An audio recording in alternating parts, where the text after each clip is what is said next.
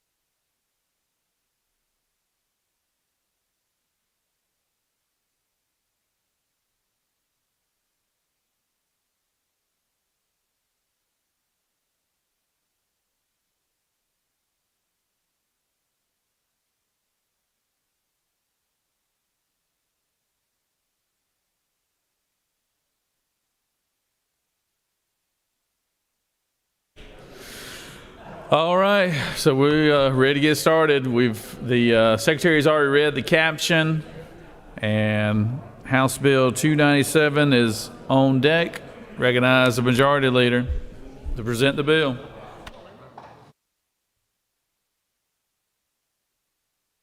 And the rest of the night shot. What's that?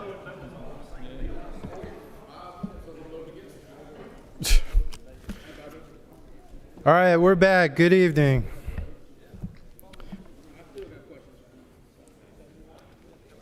We'll get there. So colleagues, we're here to talk about 297, which this section of code section or whatever we got here, this is about what we're about to debate and potentially make disappear tonight. This has been a consequential year under the Gold Dome, and we've considered historic tax relief, advanced major economic policy, and made unprecedented investments in transportation. Billions of dollars support mobility and growth of our state.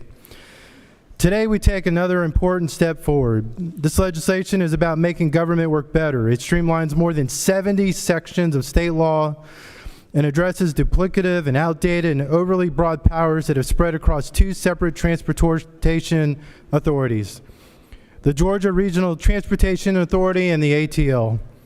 Under current law, these authorities hold sweeping powers to override local land use and zoning decisions, powers to withhold state funding from local governments, powers to pressure local communities to raise taxes, and powers of eminent domain. Even the ability to issue billions in state-backed bonds with limited oversight. Taken together, these are not minor authorities. They are the kinds of powers that allow government to act without sufficient accountability to the people it serves. And the record makes something clear: restraint matters. For years, governors of both parties have chosen not to use the full scope of these powers, saving taxpayers hundreds of millions of dollars. That tells us something important. These authorities were granted powers far broader than what has ever been necessary in Georgia history. This bill right-sizes that structure. It consolidates GRETA and the ATL into a single entity, the Georgia Transportation Efficiency Authority, with a clear mission and modern structure and real accountability. It reduces the size of the governing board by 70%. That means fewer layers of bureaucracy, clearer lines of responsibility, and more transparency to the public. It eliminates unnecessary dormant powers, like the ability to impose air quality regulations, override local decisions, and withhold funding from communities, and returns those responsibilities to appropriate agencies or the local governments which they belong. It also modernizes the authority in which it operates, allowing virtual meetings, eliminating cumbersome election requirements so it can function effectively in the 21st century. At the same time, this bill preserves what is working. It ensures oversight of the Atlanta Regional Commission's transportation spending. It maintains the state's role as a designated recipient of federal transit funds, ensuring continuity and compliance with federal law. It preserves the development of regional impact process, so major projects can move forward with predictable timelines while still accounting for transportation impacts. And it maintains existing transit services, including express buses, while adding new accountability measures requiring annual reporting, safety, performance, and customer satisfaction. Just as importantly, this legislation restores the proper balance between state and local control. Transit planning decisions are returned to local governments, the communities that know their needs best. Any major new transit expansion that carries long-term tax consequences will still require voter approval. That is not anti-transit, that is pro-accountability and pro-local control. And for the communities outside of Metro Atlanta, this bill creates an option, not a mandate, to participate in the new authority to access federal transit resources more efficiently while still requiring local buy-in and voter approval. In front of you is an amendment from a few of us that includes some cleanup language following the passage of the bill out of committee. It clarifies that the new Georgia Transportation Efficiency Authority will not be a pass-through agency of federal transit funding for communities outside of Atlanta, so it keeps integrity to those transit systems like in Savannah and other places. The amendment also adds clarifying language for the definition of the non-attainment area, which was used to define the 13-county ATL jurisdiction that will remain in place for Georgia T: Cherokee, Clayton, Cobb, Coweta, DeKalb, Douglas, Fayette, Forsyth, Fulton, Gwinnett, Henry, Paulding County, and Rockdale County. We also changed the makeup of the board to ensure compliance with federal laws. Next year, Metro Atlanta is supposed to receive more than $750 million from the Federal Highway Administration funds and almost $200 million from the Federal Transit Administration for transit. In order to use those nearly $1 billion, projects have to be included in AR's short-term range plan and then approved by the governor. And so this bill ensures that all of those projects and everything that's online stays intact. For the past 23 years, Governors Perdue, Deal, and Kemp have delegated this federal approval of authority to GRETA, a board made up of their 15 appointees with no representation by the General Assembly. But if we get this board set up with a majority of the governor's appointees, as it was in the original bill that was introduced in committee, the governor can continue to delegate that federal approval authority to this agency. Our amendment also maintains that the GDOT commissioner as a voting member of Georgia T. Colleagues, this is a good government bill. It reduces duplication, it eliminates unnecessary bureaucracy, it reins in overly broad powers, it strengthens accountability, and it ensures that transportation and planning and investment in Georgia are done in a way that is efficient, transparent, and responsive to the people that we represent. It preserves what works, fixes what doesn't, and positions our state for continued growth and success. Respectfully, I ask for your support. Mr. President, I'll yield for a couple questions. Senator, you have no questions. Thank you. Yield the well. Secretary, read the additional amendments that we've received. Mr. President, Senators McLaurin of the 14th offers the following amendment. Amendment 2, amend HB 297 by inserting on line 194 as new section C, if the winner of any of the offices listed in Part B of this section shall have been nominated by any political party other than that of the incumbents as of January 1st, 2026, this act shall become inoperative upon certification of such election to reflect the totally unbelievable and, candidly, apocalyptic election result. This act shall remain inoperative until such time as the incumbent political party as of January 1st, 2026 should again hold all three offices, and relettering accordingly. Mr. President, Senators Mallow of the 2nd District offers the following amendment. Amendment 3, amend HB 297 by striking all languages on lines 269 through 271, beginning with is a and ending with purpose, and inserting is or has ever been involved as a party or a subject in any federal or state litigation involving the Federal Voting Rights Act, Federal Civil Rights Act, or the federal or state constitution pursuant to any violation of a person or person's voting rights. The county may initiate transit services upon approval from voters in a county-wide referendum called for such purpose. Mr. President, that completes the order.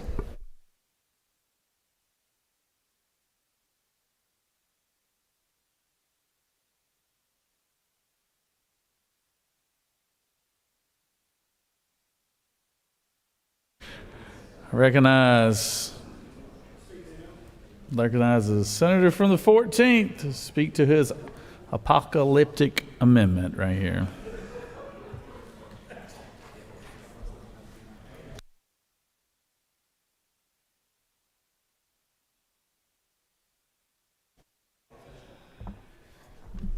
Thank you, Mr. President. I once hired a chess coach, actually, within the last year or so. It's a pastime I've really gotten into.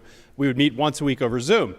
Many pieces of advice that you can port over from the chess context to everyday life and also the political sphere. But one of them, which was an especially significant lesson, is when you're winning, don't get too far ahead of yourself. When you're winning, slow down just a little bit, right? Let your opponent make some mistakes.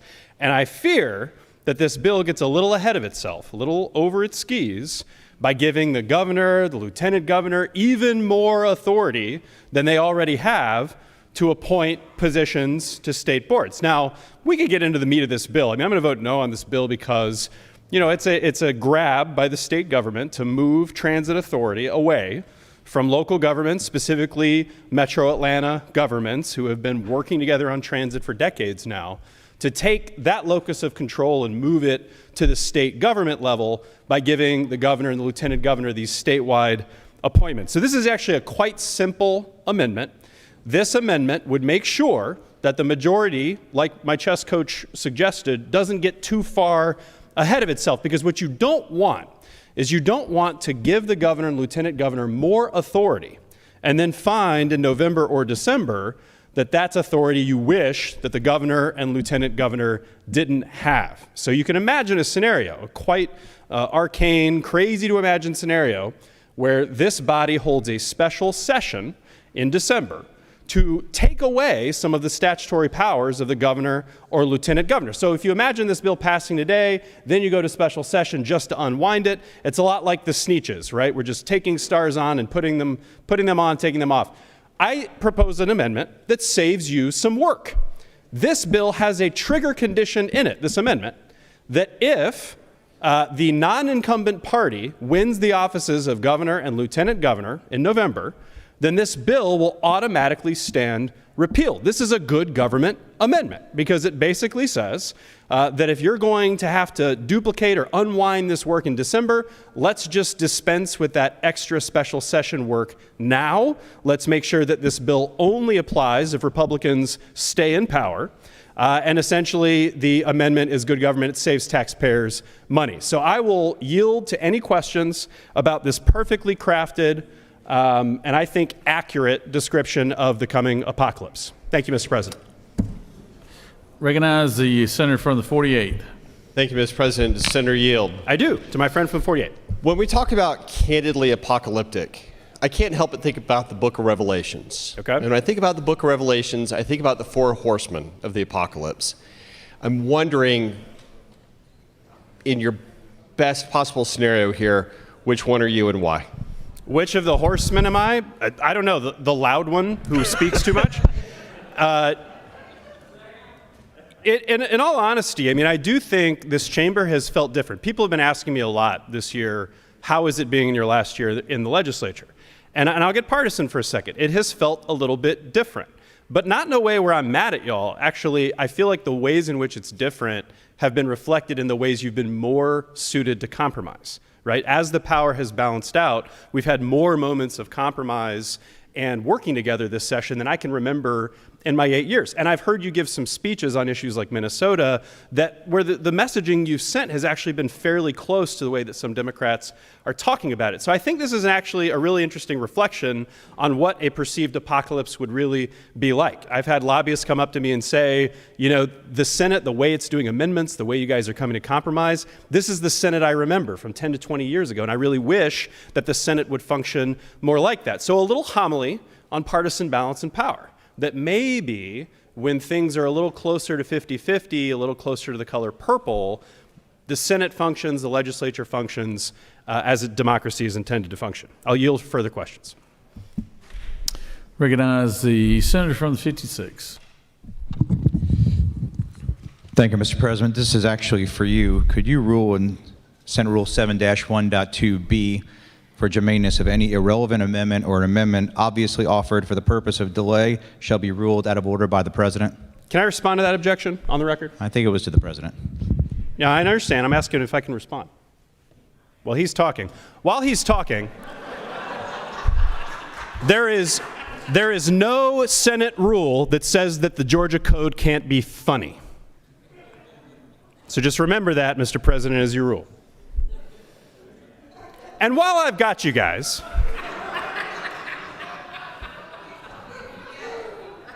I think Democrats have taken it on the chin with a couple procedural rulings. Let's get a vote on this amendment. Is that really too much to ask? You know?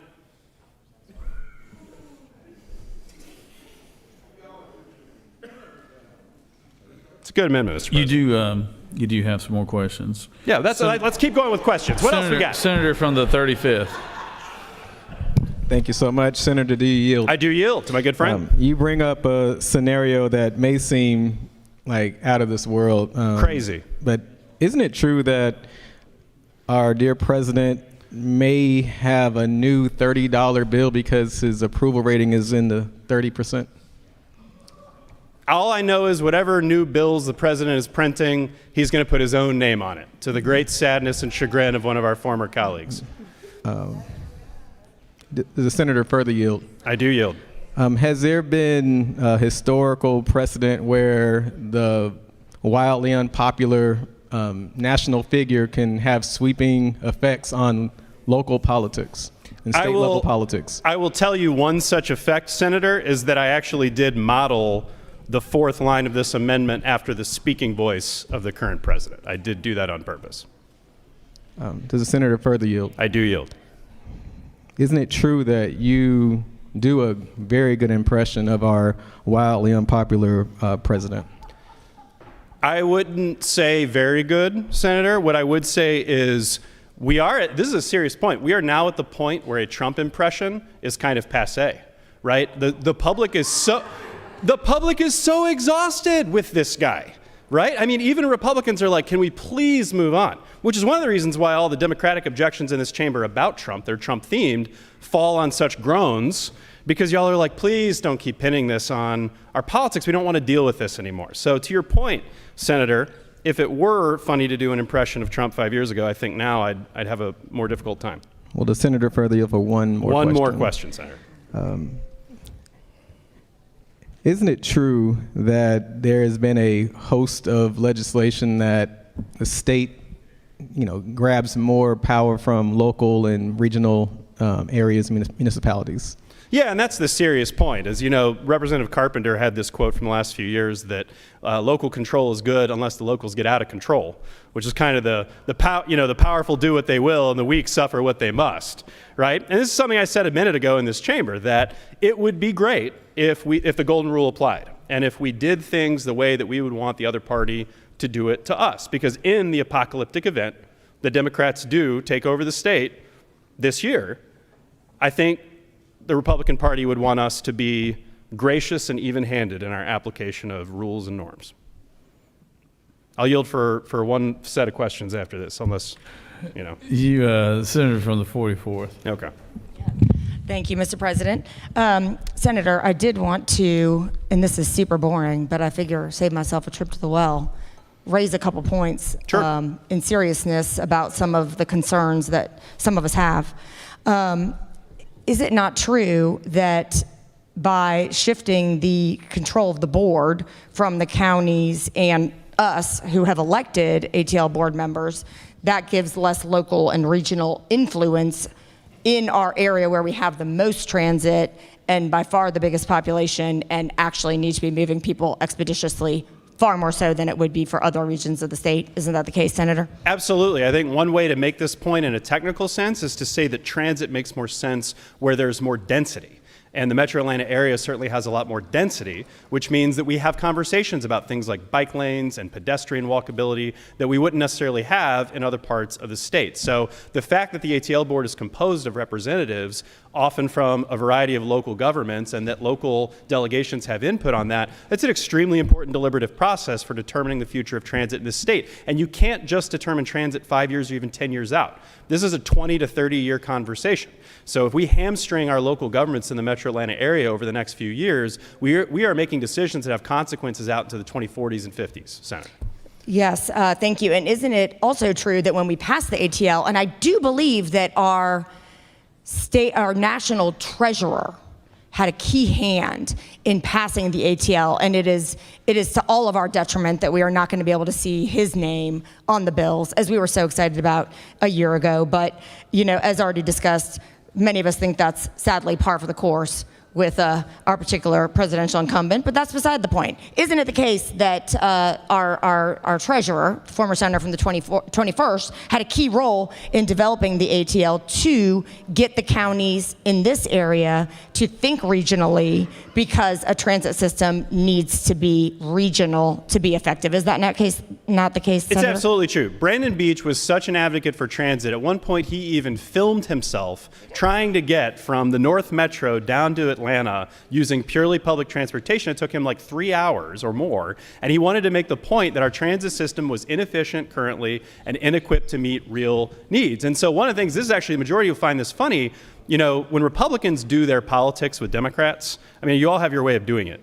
But the transit folks were especially entertaining and warm, because we often had North Metro Republicans come to us to say, no, you should put me in these positions because I'm actually with you on transit. I really think that this should happen. And that is a widely held view among North Metro Republicans, is that we really do need actionable work and budget on transit. And these types of organizations, as currently constituted, have the political will to have those conversations in a meaningful way. And isn't it the case that many of us very much agreed and appreciated the work that Senator Beach did on this regional, trying to move our region forward with transit? Final Yes. question, is it not also the case, Senator, that our transit system, particularly MARTA, in this capital city region of one of the largest states in the country, is unique in the sense that it has received very little state funding over all the years that it has existed? And isn't it the case, Senator, that that is extremely unique? That is not how these transit systems normally operate and are successful. And is it not also the case that that has seriously hamstrung the effectiveness and number of places that our transit systems can go? And we really do need to be planning 30 years out. It has, and our colloquy is revealing technical deficiencies in the bill, which I think is productive.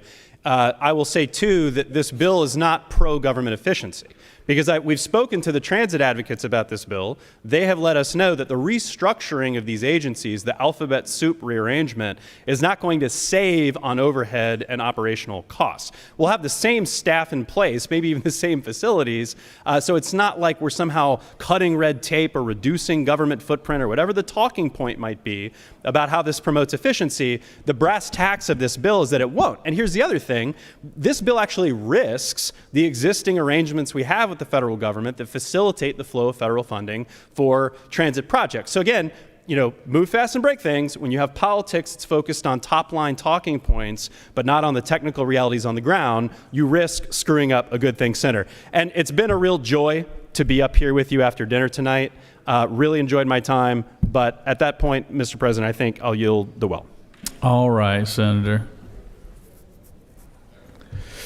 It was just like dessert after dinner, so. Always remember now, God love him, we love Beach, but his nickname was Big Government Beach around these hallways. So. But I love him. All right, Senator from the 2nd. Oh, I'm sorry, hold on. You have Senator from the 56. Thank you, Mr. President. I'd ask for a ruling on germaneness for 7-1.2B on amendment number 2. Yeah, we looked at it, and the chair rules amendment number 2 out of order pursuant to Rule 7-1-2B. So, but I do like the speech. Amendment number 2, Senator number 2, with amendment number 3.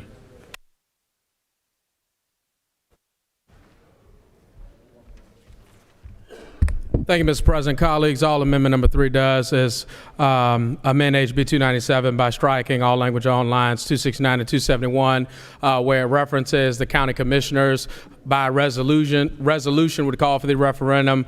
Basically, this would ensure that any particular county that was involved in any federal or state litigation involving the Federal Voting Rights Act, Federal Civil Rights Act, or the federal or state constitution pursuant to any violation of a person-to-person's voting rights, the county may initiate transit services upon approval from the voters in a countywide referendum. As you all know, I cannot always trust my county commissioners to always do the right thing. So this amendment would ensure that the people have an opportunity to vote if they want to have transit. If they don't, and they don't have to rely on their county commissioners to do it. Fairly simple amendment, Mr. President, and I ask my colleagues for favorable consideration. Recognize the whip. Mr. President, I move the question. The senator from 29th has moved the question. Is there objection?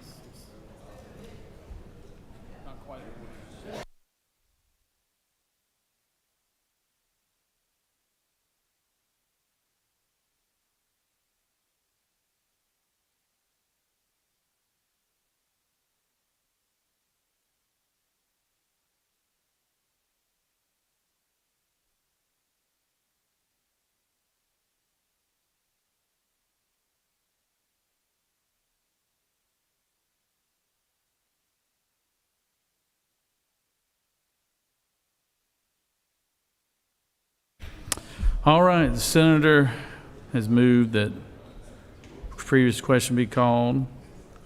Is there objection? There is objection. All those in favor of the motion, rise, stand, and be counted. Okay, put it on the board. All those in favor of the motion will vote yea. All opposed, nay. Secretary, unlock the machine.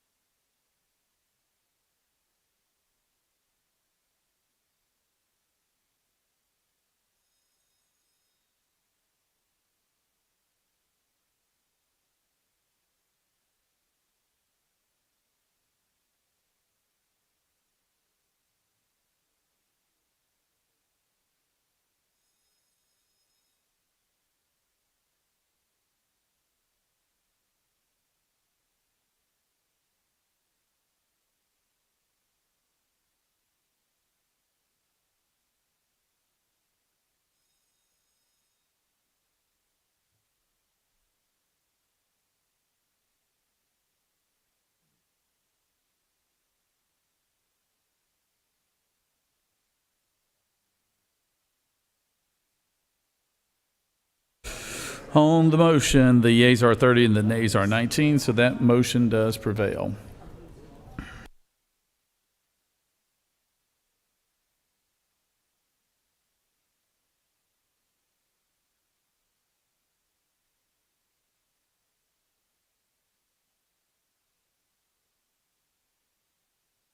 Question is on the adoption of amendment number 1 authored by the majority leader. Is there objection to amendment number 1? Hearing none, amendment number 1 is adopted. Question is on adoption of amendment number 3 authored by the senator from the 2nd. Is there objection to adoption of amendment number 3? There is objection by the senator from the 56th. So all those in favor of amendment number 3 will vote yay. All opposed, nay. Secretary, unlock the machine.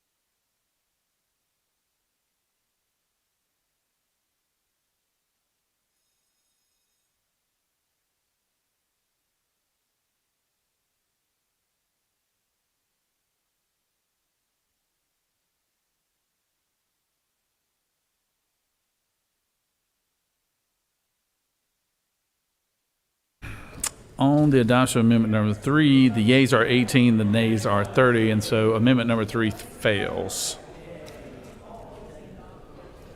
The question is on the adoption of committee substitute as amended.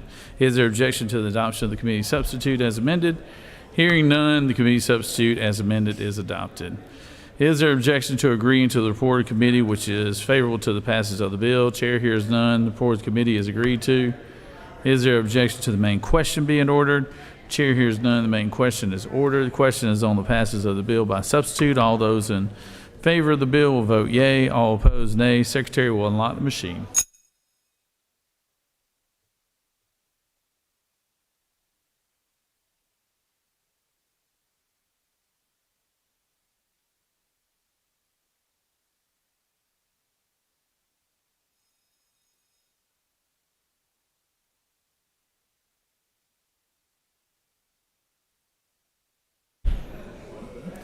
Senator from the 35th, what purpose do you rise?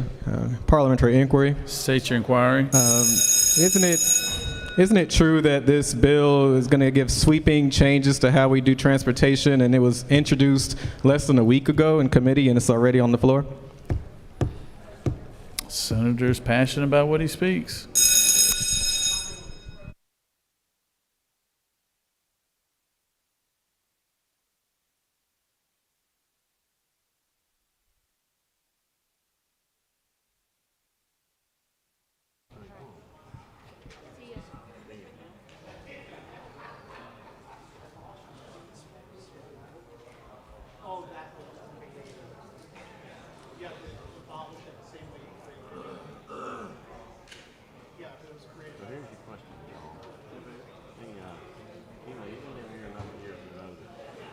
On the passage of the bill, the yeas are 30 and the nays are 19.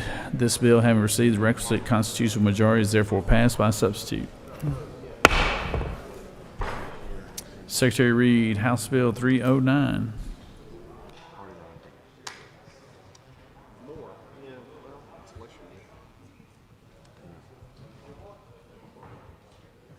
House Bill 309 by Representatives Clifton of the 131st and others.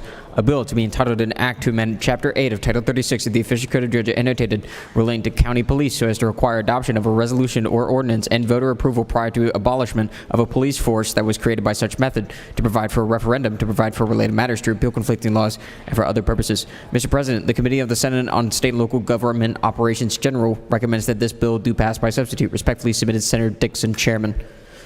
Recognize the senator from the 45th. Mr. President, I would request that HB 309 be put on the table.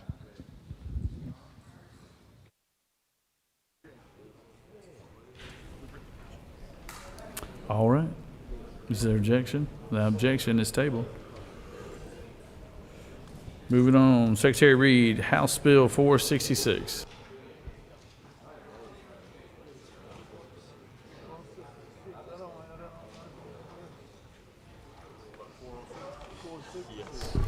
House Bill 466 by Representatives Cameron of the 1st and others, a bill to be entitled an act to amend Article 3 of Chapter 3 of Title 50 of the Official Code of Georgia annotated relating to other state symbols so as to designate the marsh tacky horse as the official Georgia heritage horse breed, to provide legislative findings and declarations to provide for related matters, to repeal conflicting laws for other purposes. Mr. President, the Committee of the Senate on Economic Development and Tourism recommends that this bill do pass by substitute. Respectfully submitted, Senator Eccles of the 45th District Chairman. Mr. President, the Senate Committee on Economic Development and Tourism offers the following substitute to House Bill 466, a bill to be entitled an act to amend Article 3 of Chapter 3 of Title 50 of the Official Code of Georgia annotated relating to other state symbols so as to designate the marsh tacky horse as the official Georgia heritage horse breed, to designate the piney woods cattle as the official Georgia heritage cattle breed, to provide legislative findings and declarations to provide for related matters, to repeal conflicting laws, and for other purposes. Mr. President, that completes the order.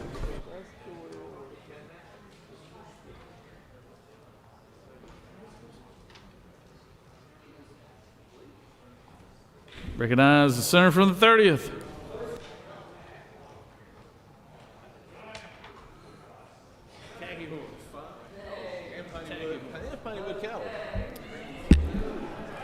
I had a treat for y'all tonight. I had a patriotic speech on this, but it's getting late, so we're just going to go ahead and go with it. This will bring the marsh tacky horse as the Georgia heritage horse breed and the piney woods cattle as our official Georgia heritage cattle breed. These two animals have been around since the 1500s in this state, before we were a state. They deserve this honor, and I ask for your favorable consideration on this vote. With that, Mr. President, I will yield the well. You got a couple questions here. Oh, okay. Bring it. I got you. Let's go with it. Recognize the senator from the 6th. Of course, my Freedom Caucus member. Thank you, Mr. President. Senator, do you yield? I do yield to the chairman of the Freedom Corner. Thank you. Chairman, yeah, you are chairman. I'm just trying to figure out how in the world did this state exist for this long without this piece of legislation? That's a very good question. These things are patriotic. They've been here since the beginning, since we built this state from the ground up, and this should have been done long ago. So thank you for that question. Recognize the senator from the 56. I should yield the well. Thank you, Mr. President. Does the senator yield? I do. You're part of the Freedom Corner over there, is that not true? 100%, yes, sir. Can you explain to us in detail what freedoms you're going to protect by passing the marsh tacky horse? I think it's truly freedom. Actually, the marsh tacky horse, General Francis Swamp Fox Marion relied on these sure-footed horses to navigate the swamps to win guerrilla victories against the British, against the redcoats, I say, and this is why it should be part of the Georgia heritage. You had me. Thank you, Senator. I yield the well. Vote green for freedom. Thank you so much.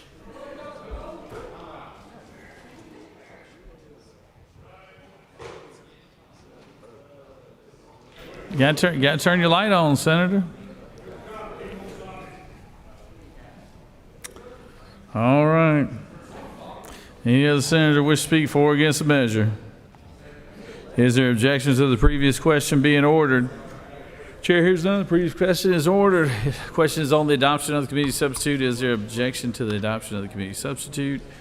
Hearing none, the committee substitute is adopted. Is there objection to agreeing to the report of committee which is favorable to the passage of the bill? Chair hears none, and the report of committee is agreed to. Is there objection to the main question being ordered? Chair hears none. The main question is ordered. The question is on the passage of the bill by substitute. All those in favor of the bill will vote yea. Opposed, nay. Secretary, unlock the machine.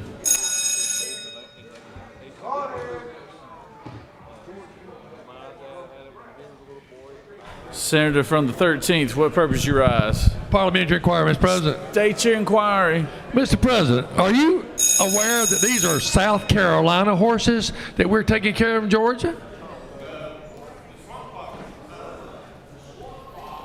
Mr. President, I'm just reading from Google, and Google never lies. This is social media. Senator, all I can tell you is there's a red and green button. Recognize the senator from the 30th. For what purpose you rise? Is it not true that the General Swamp Fox was from South Carolina?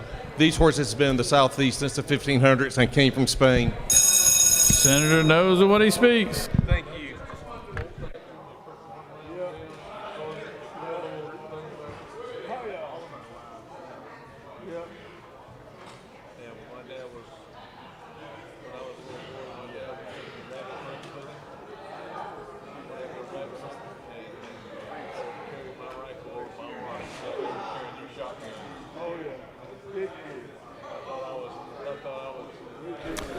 On the passage of the bill, the yeas are 41 and the nays are 6. And this bill, having received the requisite constitutional majority, is therefore passed by substitute.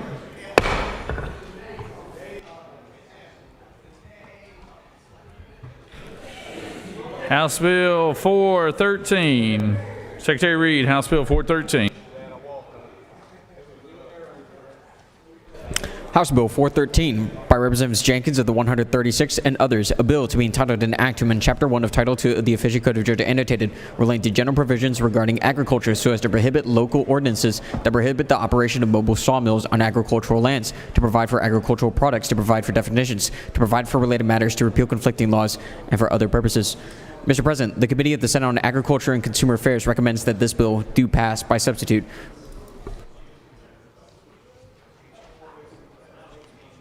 Respectfully submitted, Russ Goodman, Chairman. Mr. President, the Senate Committee on Agriculture and Consumer Affairs offers the following substitute to House Bill 413, a bill to be entitled an act to amend Code Section 31-10-26 of the Official Code of Georgia annotated relating to certified copies of vital records, duplicates, and data so as to provide for vital record access to certain grantee beneficiaries, to amend Chapter 17 of Title 44 of the Official Code of Georgia annotated relating to transfer on death deeds so as to modify certain provisions regarding transfer on death deeds, to provide for property of solvent and of insolvent estates, to provide for the acceptance of a real estate transfer, to provide for revocation, to provide for limitations, to provide for curing defects, and for other purposes. Mr. President, that completes the order. Ladies and gentlemen, it's the longest serving floor leader in the history of the Senate again, the senator from the 50th.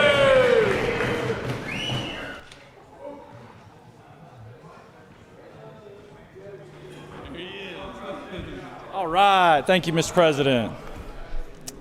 This is a good bill, common sense. House Bill 413. What this deals with is, can you hear me now? Senator from the 19th? All right. What this deals with is an estate issue when someone passes away and wants to leave their home or property to a beneficiary. Instead of having to go through the entire estate process, there's something called a transfer on death deed, or a TOD. There are a lot of benefits to this, but essentially, I think one of the best benefits is when a family is grieving, if they have to probate a will, it can be complicated. It can cause more expense for the family. What this does is allow someone to have their affairs in order before they pass away and allow for the just a less complicated and more beneficial way to transfer property to a beneficiary upon death. And I'm happy to answer any questions. You do have a couple questions, Senator. Senator from the 42nd. Does the leader yield? For a serious question to my friend from the 42nd. For a series of questions, yes. Not as serious. I just once again want to recognize your service to our state and the nation as the world's longest serving floor leader in the history of mankind. I do have a question, though. Earlier today, which seems like years ago, but I think this morning, the senator from the 45th bragged about how, as floor leader, back, I think, 10 groups ago, you were in that group too, of floor leaders. But back when he was floor leader, the First Lady gave him an award for basically the First Lady's floor leader. Mm-hmm. And I'm just curious, is there any reason that you are not recognized by the First Lady as a floor leader? I think the governor and the First Lady have done a fantastic job. And like them, I don't... I'm here for the people of the state of Georgia. Don't need recognition, and I just appreciate the senator from the 42nd and all the work that you do, and thank you for bringing that up. Well, just one last question, if you will. Is the reason you continue to serve as a full leader here to the very end in hopes that the First Lady will finally recognize you and your service to our state as well? You caught me. With that, Mr. President, I'll yield the will.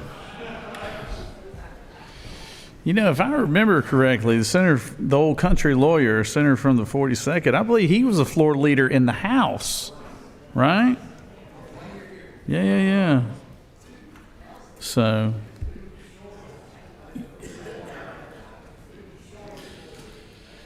well, thank you, Senator from the 50th, and your service to the floor leader position.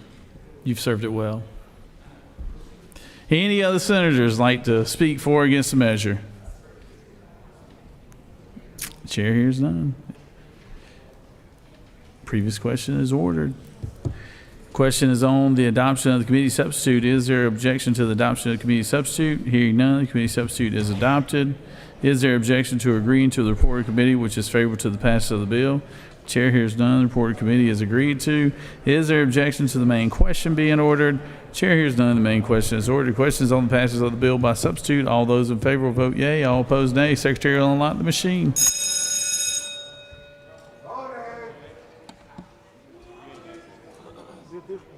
There was no objection to the amendment on that transportation, the First Amendment, or was there? Remember? It was only number 3. I didn't throw them all away. All right.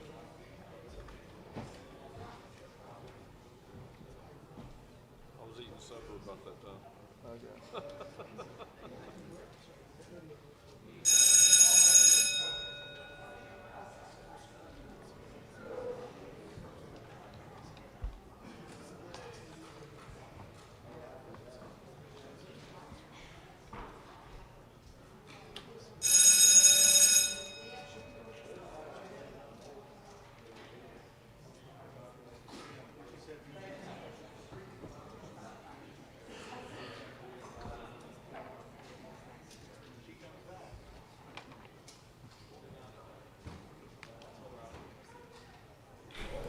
On the passage of the bill, the yeas are 49, the nays are 0.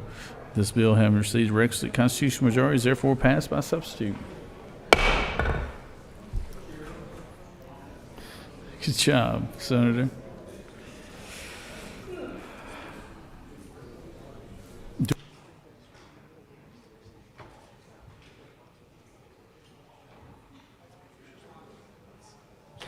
Recognize Senator from the 45th.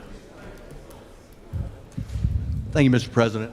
I ask that Senate Bill 521 be placed on the table. House Bill 521. Secretary, read the caption. House Bill 521 by Representatives Anderson of the 10th and others, a bill to be entitled an act to amend Article 8 of Chapter 36 of Title 36 of the Official Code of Georgia annotated relating to municipal de-annexation so as to revise procedures related to the de-annexation of certain properties, to provide for related matters, to provide for an effective date, to repeal conflicting laws, and for other purposes.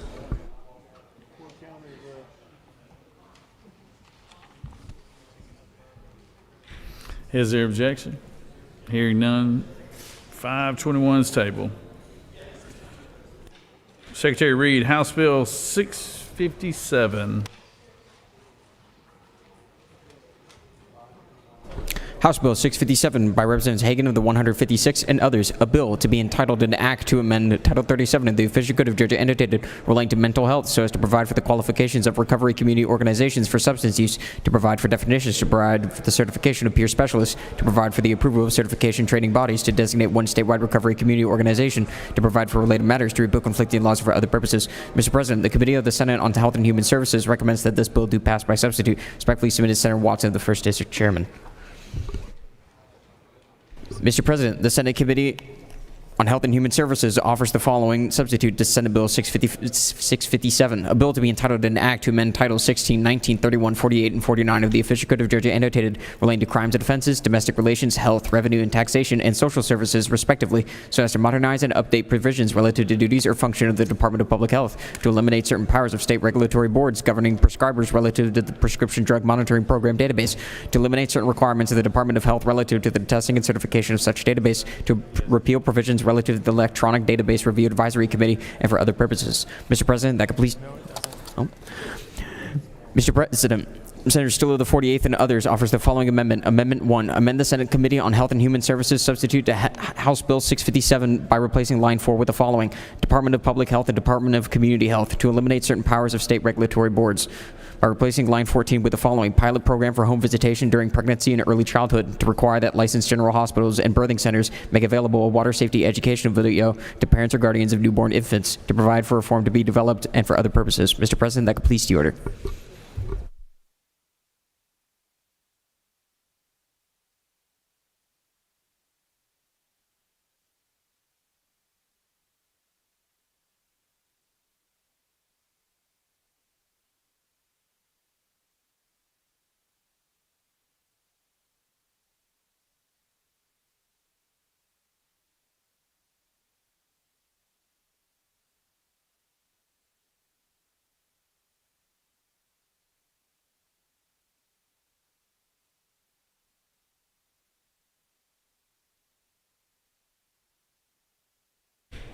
Recognize Senator from the 6th, the Rules Chairman.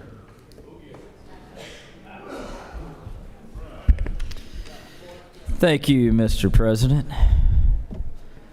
Ladies and gentlemen, I bring to you HB 657. The underlying bill revises the administration of certain social services funding and establishes certification requirements for peer specialists and recognition standards for recovery community organizations and mental health and substance use, coordinated through the Department of Public Health. In Health Committee, we added a department bill to it, and that's in Section 1. This is a DPH aging bill we passed previously as SB 440, and it simply repeals outdated programs and streamlines reporting requirements. We like to call this a red tape rollback.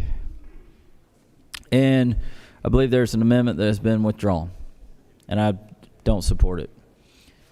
I'll yield for questions. You have no questions, Senator. Thank you. I urge your favorable consideration for HB 657. Senator from the 48th, you're recognized. Mr. President, I ask unanimous consent that Amendment 1 to HB 657 be withdrawn. Is there objection? Without objection. Senator, Amendment 1 is withdrawn.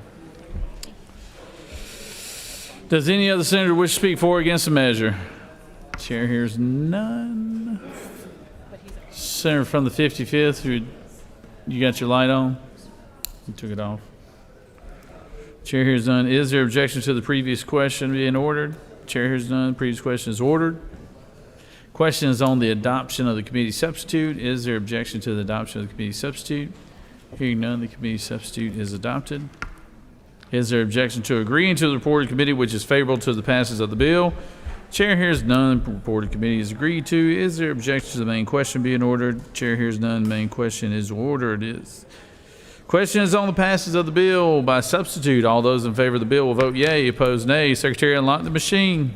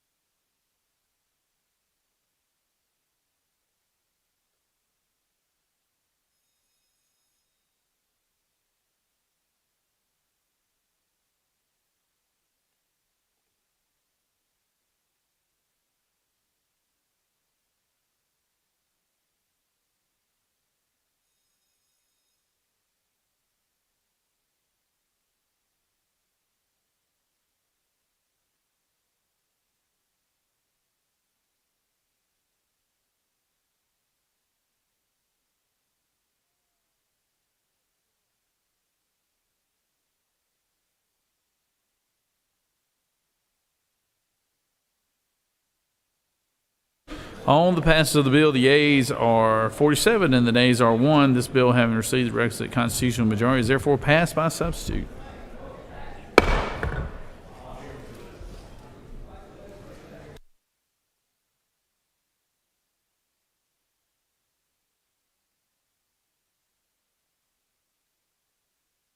Secretary read House Bill 1075.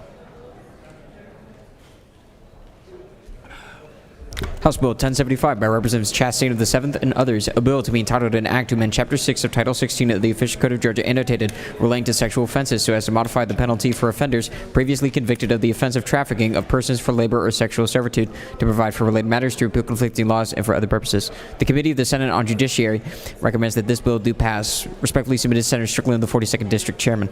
Mr. President, the Senate Committee on Judiciary offers the following substitute to House Bill 1075, a bill to be entitled an act to amend Article 1 of Chapter 10 of Title 17 of the Official Code of Georgia annotated relating to procedure for sentencing and imposition of punishment so as to provide for a felony if an individual is convicted of 4 or more qualifying misdemeanor offenses, to provide for punishment, to provide for evidentiary requirements, to provide for a definition, to provide for related matters, to repeal conflicting laws for other purposes. Mr. President, that completes the order.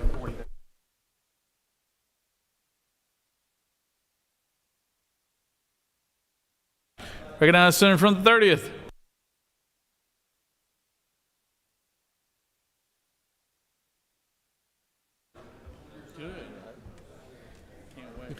Thank you, Mr. President. And just for clarification, if anyone was wondering, I've never been asked to be a floor leader like our great senator from the 50th.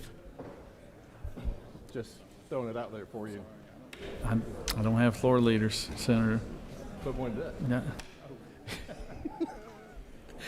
So just throwing it out there.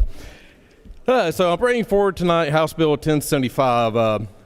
Basically what this bill does, if someone keeps committing the same kinds of misdemeanor crimes over and over, after the 4th one, we're going to treat it as a felony. So in plain terms, what does it do? What counts? Only qualifying misdemeanors, things like battery, assault, sexual misdemeanors under Georgia's chapters 5 and 6. The trigger for this is 4 or more within a 10-year period will count as a felony. Punishment would be 1 to 10 years in prison. The first year must be served, no probation, no suspension. So basically that's what the bill does. If you got someone that keeps committing these same type of crimes over and over within a 10-year period, it will move into a felony status. So with that, Mr. President, if there's no questions, I'll yield the well. You have no questions, Senator? Does any other senator wish to speak for or against the measure? Chair hears none. Is there objection to the previous question being ordered? Chair hears none. The previous question is ordered. Question is on the adoption of the committee substitute. Is there objection to the adoption of the committee substitute? Hearing none, the committee substitute is adopted.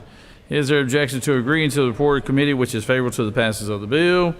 Chair hears none. The report of committee is agreed to. Is there objection to the main question being ordered? Chair hears none. The main question is ordered. Questions on the passage of the bill by substitute. All those in favor vote yea. All opposed nay. Secretary, unlock the machine.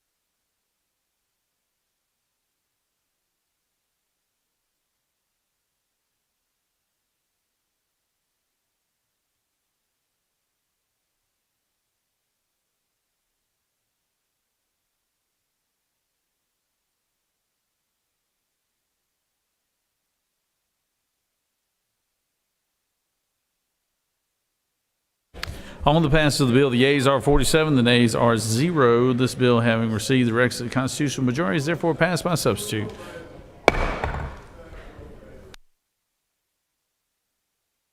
Secretary read House Bill 1161.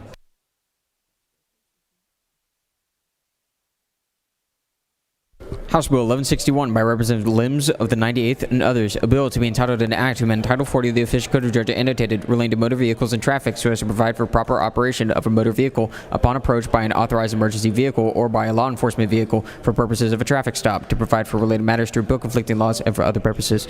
Mr. President, the Committee of the Senate on Public Safety recommends that this bill do pass by committee substitute. Respectfully submitted, Senator Albers, Chairman.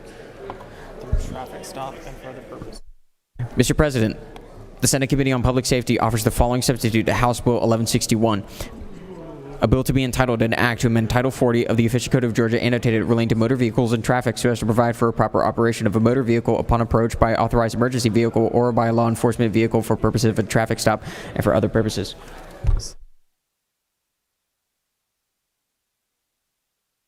Mr. President, Senators Robertson of the 29th and others offers the following amendment. Amendment 1, amend the Senate Committee on Public Safety substitute to House Bill 1161 by inserting before to provide for related matters on line 9 the following: to prohibit the use of speed detection devices by municipal police departments on certain roadways. Mr. President, Senator Bearden of the 30th District and others offers the following amendment. Amend this substitute to House Bill 1161 by inserting after safety on line 9 the following: to modify the permissible reduction of light transmission through the application of material and glazing to the windows of certain motor vehicles, to provide for definitions and for other purposes. Mr. President, Senator Albers, through police officer. Mr. President, Senator Albers of the 56th District and others offers the following amendment. Amendment 3, amend the substitute to House Bill 1161 by replacing lines 4 through 6 with the following: to provide, by replacing lines 40 through 121 with the following. Said title is further amended in Code Section 40-6-395 relating to fleeing or attempting to elude police officer and impersonating law enforcement officer, by revising subsections D and E and adding a new subsection to read as follows: and for other purposes. Mr. President, that completes the order.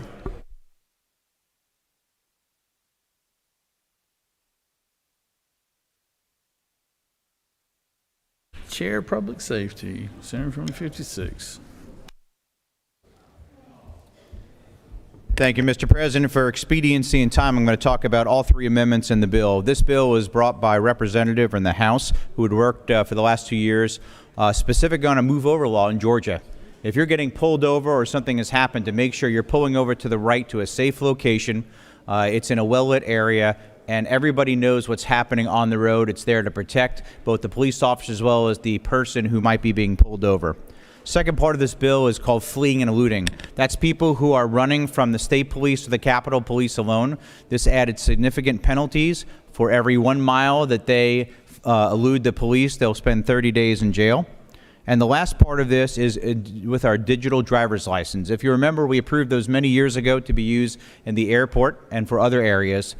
And then we passed it to be used on the road. The problem with that is the digital driver's license, while it is a good technology, it can cost up to $1,000 per police officer to have the equipment to read that. So we're punting that date out to 2032 to give time for the technology to catch up, not to incur additional costs.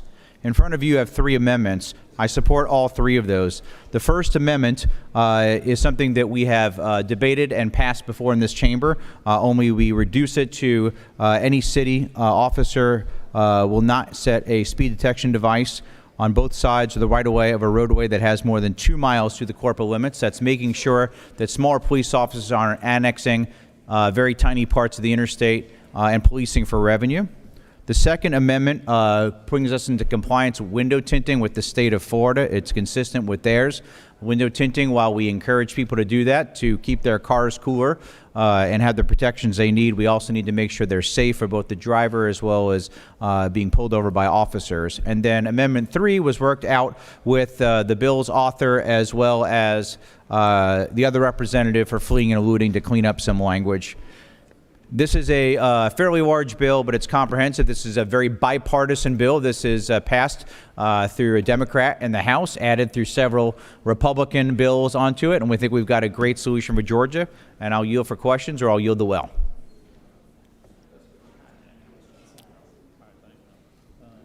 A couple questions, Senator. Recognize Senator from 37th. Thank you, Mr. President. Does the gentleman yield? I yield. On Amendment 3, the provision that deals with 30 days for each mile the person travels while fleeing, is there a limitation to that? I mean, I can imagine if someone were to flee and to head south to Florida, that's 250 miles from here. Is that intended to be a 20-year sentence? No, it is not. It will conclude. It'll be a cap of 2 years. So is the cap somewhere else in the bill? It is in the rest of the bill, yes. Thank you. Recognize Senator from the 41st. Thank you, Mr. President. Does the senator yield? I yield. if you were able to speak to amendment number 2 with a little bit more detail. It's my understanding what this amendment does, is it not true, is make it so that you have to have lighter tint than you currently are able to have today on your windows. Is that not true? Yes, actually, the senator from the 30th is the author of this bill. It's not necessarily lighter tints. It's to keep those tinting consistent with what we have in our neighboring states. And I would let him continue to talk about this further, but what we have is inconsistencies. So let's say you're going from state to state. What you don't want to do is have different tinting regulations between those and be compliant in one and non-be compliant in the other. Thank you. Thank you. Recognize the senator from the 24th. The Senator Yield. Why, certainly. Senator, if in the chase, if we go 1 mile and 7/10, do we round it up to 2 miles, or do we? Well, you know, I know the senator from the 52nd would say if with a 7 you would round up, but I'm not sure we have contemplated that. I think they're probably just going to have to stay at the 1 mile. That's a great question from the great senator with a great committee of natural resources. All right, Senator, I think you got it all. Thank you, Mr. President.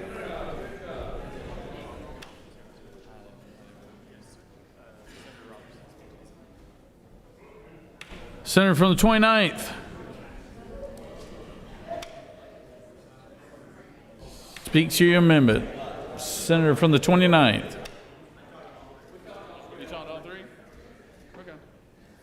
All right. So, would any other senator wish to speak for or against the measure? Hearing none. Is there objection to previous question being ordered? Hearing none, previous question is ordered. We're on the adoption of the amendments.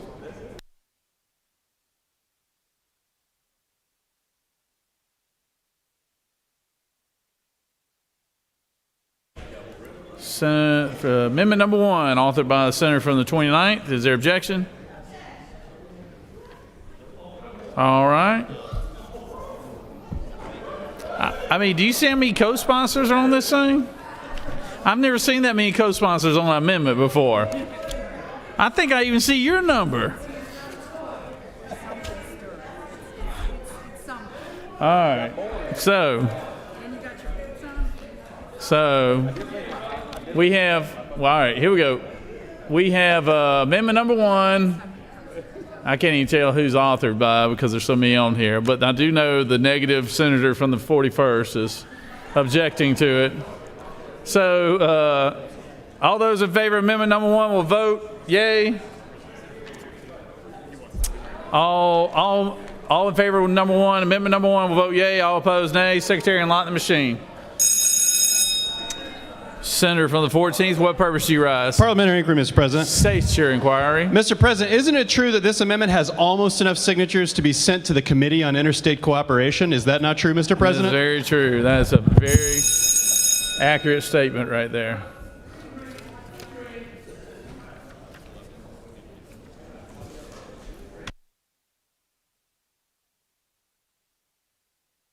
Senator from the 41st, what purpose do you rise? Parliamentary inquiry. State your inquiry. Isn't it true that 2 miles is a really long stretch of road and a child could be trying to run across that road, but there are basically no speed enforcements in place so people can speed right on down it? Is that not true?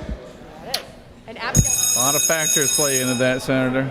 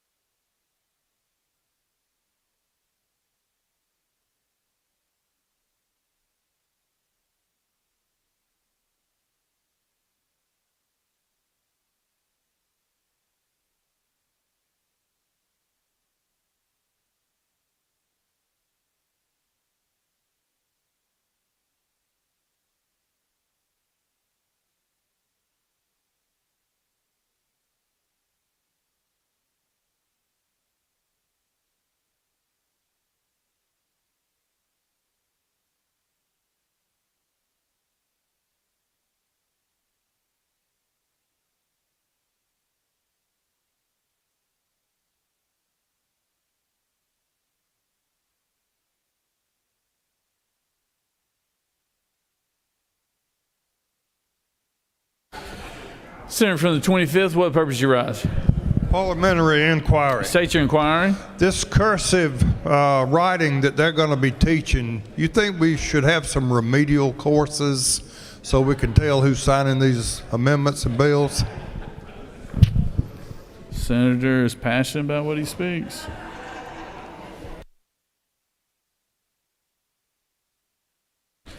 On the adoption of the amendment number 1, the yeas are 43 and the nays are 7, and this amendment has passed. All right, on amendment number 2, authored by the majority leader, is there objection? Hearing no objection, amendment number 2 is adopted. And amendment number 3, authored by the public safety chairman, is there objection? Hearing no objection, amendment number 3 is adopted. Question is on the adoption of the committee substitute as amended. Is there objection to the adoption of the committee substitute as amended? Hearing none, the committee substitute as amended is adopted. Is there objection to agreeing to the report of the committee which is favorable to the passage of the bill? Chair hears none. The report of the committee is agreed to. Is there objection? Main question being ordered. Chair hears none. The main question is ordered. Questions on the passage of the bill by substitute. All those in favor will vote yea. All opposed nay. Secretary, unlock the machine.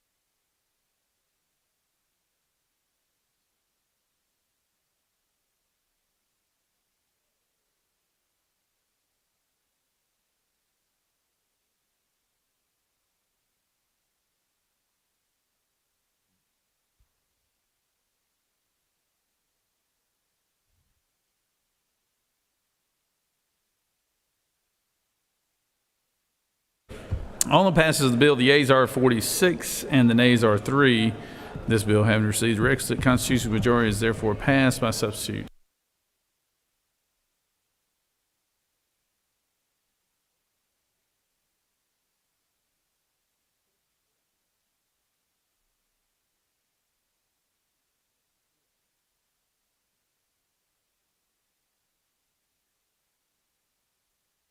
Secretary Reed, House Bill 1209. House Bill 1209 by Representative Steffens of the 164th and others, a bill to be entitled an act to amend Code Section 48-8-3 of the Official Code of Georgia annotated relating to exemptions relative to state sales and use taxes so as to provide for a sales and use tax exemption for purchases of tangible property and construction materials used for or in the construction and furnishing of certain buildings, to provide for limitations on the amount of credits to be issued, to provide for related matters, to provide for an effective date, to repeal conflicting laws and for other purposes. Mr. President, the Committee of the Senate on Finance recommends that this bill do pass. Respectfully submitted, Senator Hofstetler of the 52nd District Chairman. Mr. President, that completes the order.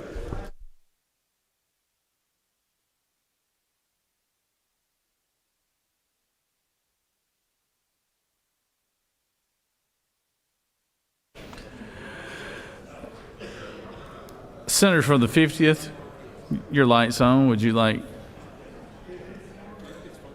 Recognize the senator from the 1st.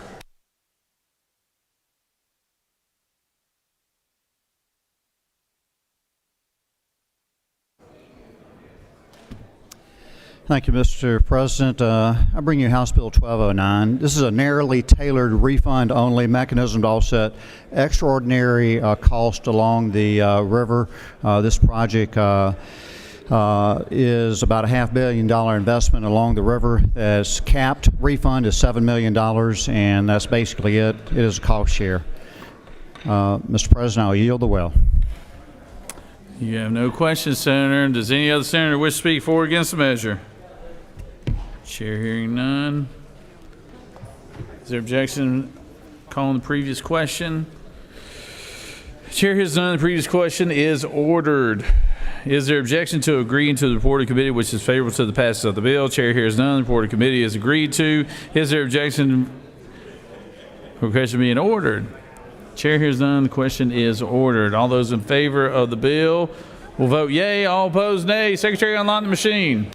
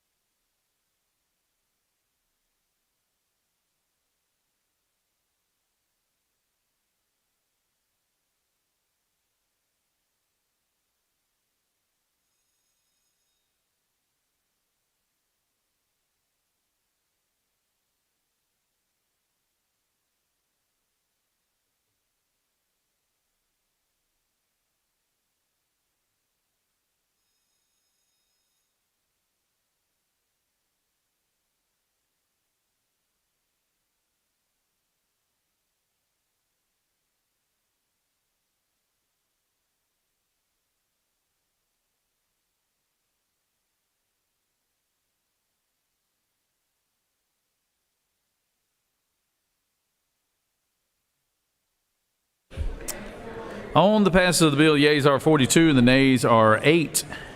This bill, having received the requisite constitutional majority, is therefore passed.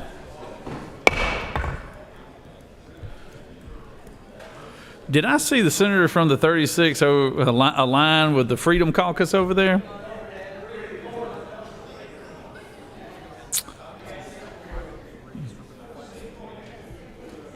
That I got to go back and look at that bill.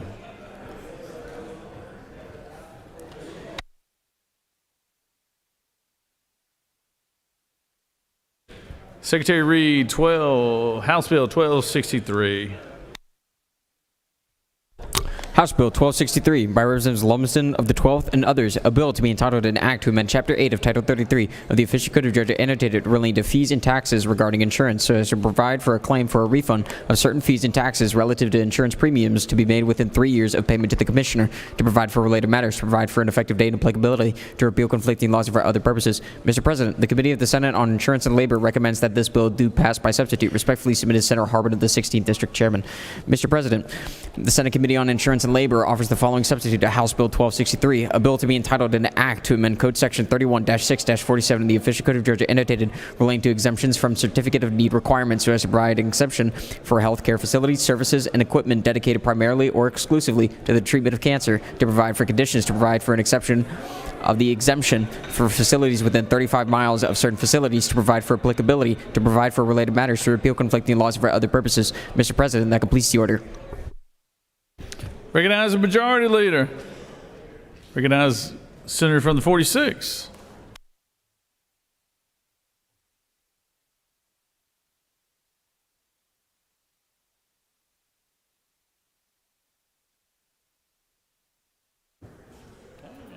Might be your last time. Never know. I'm not giving up. Thank you, Mr. President. It's good to be back with what was once Senate Bill 367. We went through the Senate, and I really appreciate all the support of you, and this is the bill that deals with cancer care, making it more available, more affordable, more accessible to Georgians. The number 2 killer in the state of Georgia, there's some regulatory roadblocks. We worked through them here in the Senate. We made accommodations to the sole community hospitals to make certain we protected their cancer treatment centers without competition. And we feel like we accommodated the state as a whole. The bill got to the House, and after a very lively hearing in the House Health Committee, did not receive a vote. So we have found a suitable vehicle to give the House another chance on this one. The bill is actually better now. There is a provision that was added to the original bill of 367 that guarantees that all of these cancer treatment centers and hospitals will give indigent care in an equal amount as to the other hospitals that have to go through the CON process. That's good for the people of Georgia, good for the poor, needy people of Georgia, and puts these hospitals on an equal footing. I really appreciated all the support, the bipartisan support we had for this when it came through last time, and I'd appreciate it again. It is a issue that's dear to all of our hearts. I truly believe I learned through the debate here last time how many individuals in this body have lost loved ones to cancer, whether it's spouses, children, aunts, uncles, parents. It's such a killer, and it's so dreadful disease, and I really would appreciate any support to let's help make cancer care available to all Georgians, as many options as possible. Mr. President, I'm honored to be able to present this, and I'm happy to take any questions there may be. Recognize Senator from the 41st. Thank you, Mr. President. Does the good senator from Athens yield? I'm happy to yield. I hope I've won you over. If not, let me try.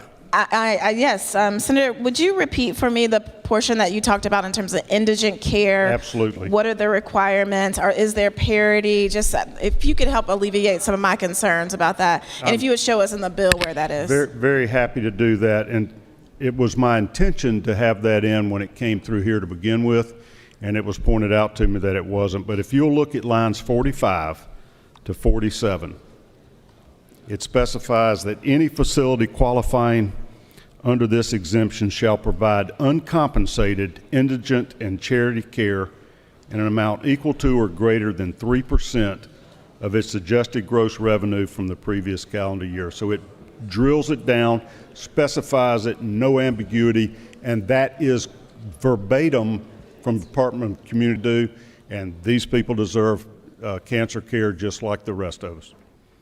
Thank you for your questions, and I look forward to your support. There's one other question. Senator from the 36th. Thank you, Mr. President. The gentleman yield. Be glad to yield. Has anybody come on board supporting this that was opposing it before as a result of the changes that you made? I presume the 10 Soul Community Hospitals that we made the accommodation for would now be supportive. I haven't heard from them to say rah rah thank you, but I certainly hadn't heard any of them say we're against it. There may be other people that speak to that. So it wasn't worked out with people that with hospitals that had issues prior. It was on the floor here when we passed 367. That we amended our bill to exempt Soul Community Hospitals that are 10 hospitals, mostly in rural Georgia, that did not want to be included in this bill. They wanted to maintain the status quo. We made that accommodation in an accommodative fashion and gained the support of all the senators from those communities. Well, I'm still hearing from hospitals that have profound concerns about it. So, well, I guess we're just know hearing from different people. You're in the metro area, and it was fascinating our hearing when this bill passed out that Emory Winship, which is one of our nationally accredited cancer care centers on a par with MD Anderson, came and supported this bill. And they mentioned there's equipment that they want, diagnostic equipment that they have been unable to get. They've got patients that are backed up needing the diagnostic care, and that they support it fully. You may remember for some years ago as you and I came in together when Cancer Treatment Centers of America had an exception carved out for them, and they fought hard for that, and there was a threat. You're going to close down or weaken other cancer providers. Well, that didn't happen. That's been 15 or so years ago, and there's more than enough cancer to go around for the facilities. That group is now the City of Hope Hospital. They came in and support this bill. They think they'll be able to collaborate with a lot of rural providers and share their expertise and spread the cancer care throughout the state and make it more available so everybody doesn't have to travel to Atlanta to get treatment and come stay in a hotel while their loved ones are getting radiation or chemotherapy or something worse. So I think most of the opposition totally dissipated. And on a national level, it's fewer and fewer states have any CON regulations. 33 we learned states, in isn't it? committee that Florida has done away with it, and we had a very dynamic doctor from Augusta that said South Carolina has now eliminated CON. He built a $3 million facility just across the Savannah River in South Carolina that all Georgians are going to now because of the low level of regulatory red tape and the lower prices, more available treatment. So he was a great example how this can be powerful for us to let's develop our own cancer care. And this goes into research, it goes into clinical trials, it goes into more than just radiation and chemotherapy. But it is true, is it not, that the 32 or 33 states have certificate of need programs in place? They have some vestiges of it. Most of them have weakened it. In fact, in the bill that, Georgia got $281 million in additional funding for rural health care because of the improvements we made on CON 2 years ago for rural hospitals, and we would have gotten more had we totally abolished it. That was one of the criteria of the federal government. You're talking about on the federal side? I am, yeah. So we're getting, I think it's $781 billion for rural health care. That came through the grant program of the big, beautiful bill. And we got a lot more than we would have because of some improvements or reductions in CON red tape that we've passed in the last few years. So let's take it another step forward. We'll get more of that money. We'll make more options, and we won't hurt any existing cancer providers. Well, for the question, and you may or may not know the answer, but isn't it true that to my knowledge, we passed up $1.3 billion of federal money that would have been our signing bonus to expand Medicaid coverage? That is true. Thank you. We have chosen to be financially prudent and to pay for what we know we can and not be at the whims of future reductions there. So, and let's keep on. Let's keep trying, and we'll evolve. Thank you, and appreciate your questions. Bringing on Senator from the 14th. Mr. President, does the senator yield? I do yield. Have we persuaded you? Maybe, Senator. Good. What I really want to understand is the operation of this 3% gross revenue rule. Okay.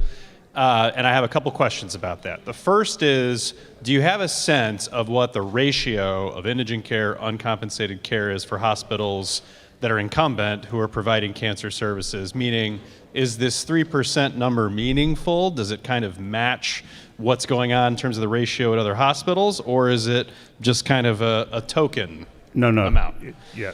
No, it does, and that is not just for cancer treatment. That's for all hospitals that go through the CON process. So that's relatively standard across the board, and that can go up if the Department of Community Health elects to raise that requirement.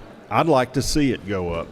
Okay, and if you further yield, I do. So I guess what I would imagine is if I were a healthcare provider operating under this exemption, and I had to comply with that floor of 3% or whatever DCH sets it at, I would be concerned about making sure that I'm floating above that floor so I don't drop below it as I intake You got that right. Yes. patients who are profitable. You want to preserve your exemption. Okay. And this keeps you from getting an advantage. I wish this had been in the bill originally, and I'm glad it's here now because I can tell it's the support for this is growing as we go.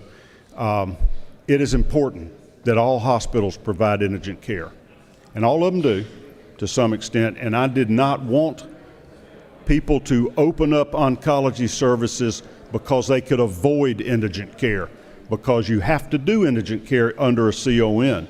And so I did not want it to be where you would have an advantage, an economic advantage for providing cancer care outside of the CON process. No circumvention here. You gotta treat the indigents just like everybody else does. And I would love to see that number go up because most of these hospitals are nonprofit or not-for-profit, That should be their goal, to treat the poor. Thank you, Senator, and I'll frame this as a question. I mean, I will tell you candidly, it's difficult for me to hear Winship talk about having to turn away patients based on a failure to obtain necessary equipment because of the process. It is tragic. And to balance that on the other side with a somewhat abstract notion of the needs of hospitals if it's not been made more tangible, I struggle with that. And so I do want to, is it not true that I commend the senator on trying to achieve a compromise on this bill? I do appreciate that, and that's what I'm trying to accomplish. And this is for the good of everybody. I mean, it's going to hit all of us. One day, everybody in this room is going to have a loved one that gets cancer, and they get that dreaded diagnosis, and they are going to panic. And they're going to say, what can we do to treat? What are our options? Where can we go? This gives as many options as possible. You're fortunate. You're in the metro area. You have a lot of options. You have multiple locations with very high quality cancer care, but a whole bunch of this state doesn't. And I think this will help them and also make it easier for some of the big metro hospitals to advance. For example, Emory, they want a linear accelerator, and they're being blocked in their application for it by other hospitals that are competing for them, and they have a waiting list of patients. So why? I mean, how did we get here?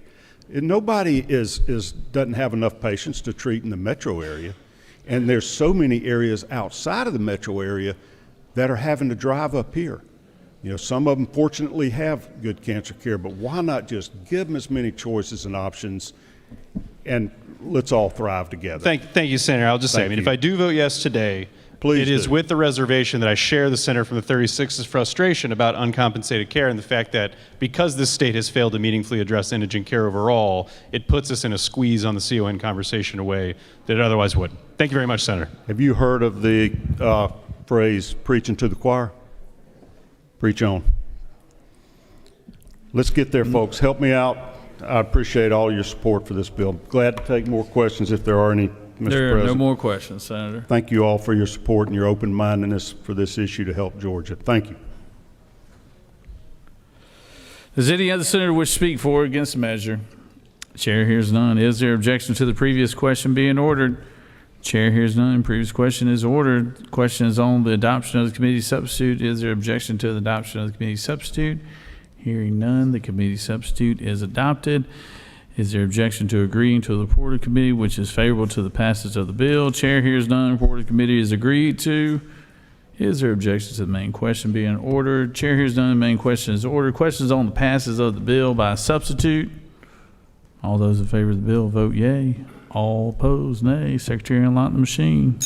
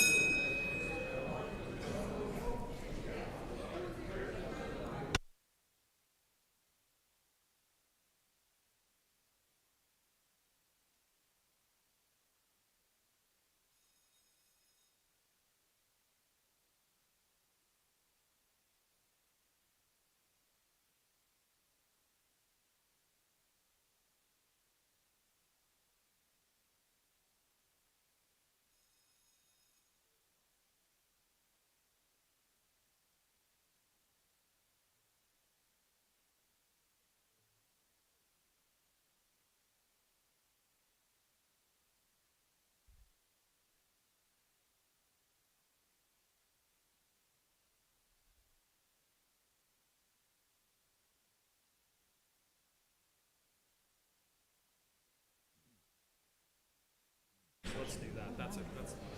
That's perfect. On the passes, yeas are 44 and the nays are 7. This bill, having received the requisite constitutional majority, is therefore passed by substitute. I pray on your soul, Senator from the 2nd.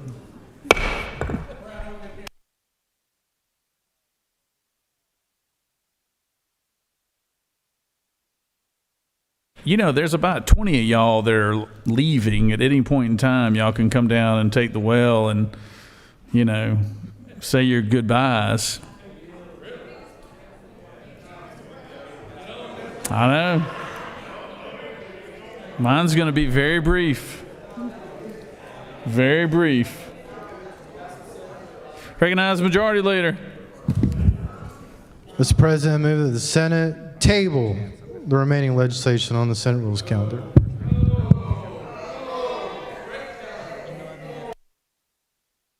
Majority Leader has moved. Is there objection?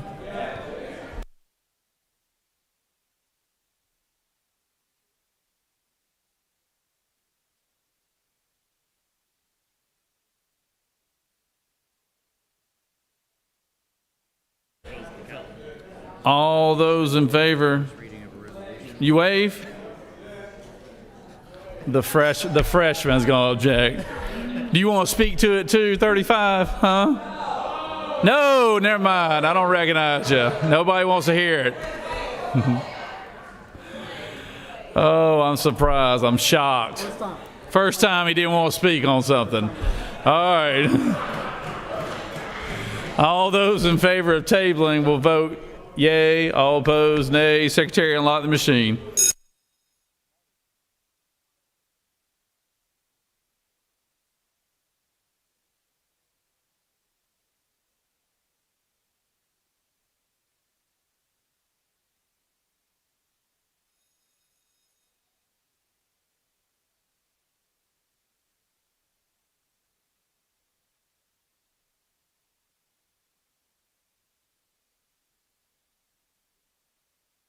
Recognize Majority Leader. Mr. President, is it not true a green vote would preserve someone's bill if they want to continue to see their legislation continue this session? Ooh, Majority Leader throwing down the gauntlet.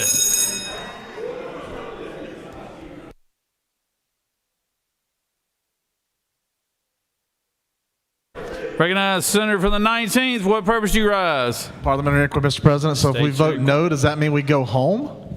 No. No. No. Okay, so the motion prevails to table. All right, we're going to take a few minutes break because we're going to take up some special actions, and then we'll be done for the night, okay? These are all Senate priorities, and so, but the Secretary's got to get them in order. And so it takes them a few minutes to get them in order. So we're going to take up special actions in the next. Take about a 10 or 15 minute break, and we'll come back and do special actions. Then we'll be done. Thank y'all.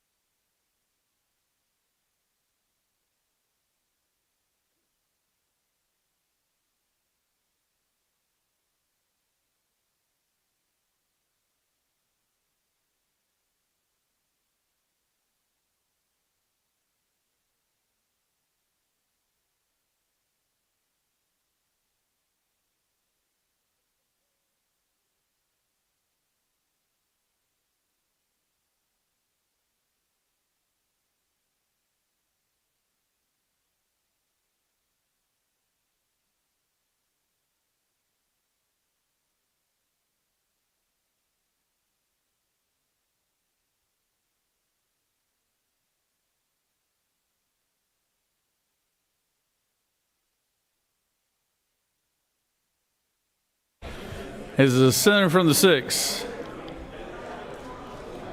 Where is the senator from the 6th?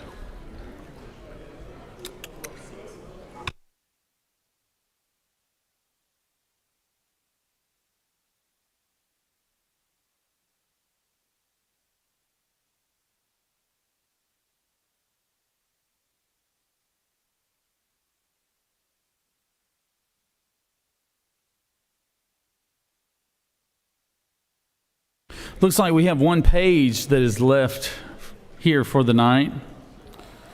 We need to recognize her, and that's why I was getting the senator from the 6th.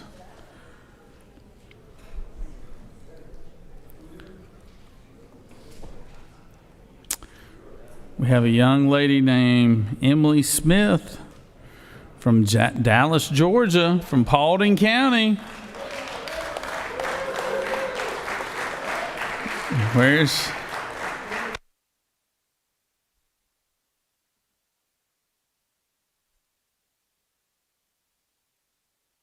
Yeah, here she is, Miss Emily Smith from Paulding County. The last page of the night. Good job, good job, good job.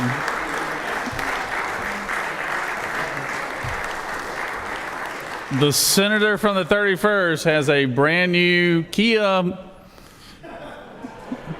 whatever, Torrento, yeah. No, thank you, Emily. You did great. You did a great job today. We really appreciate your help. Give her a round of applause one more time.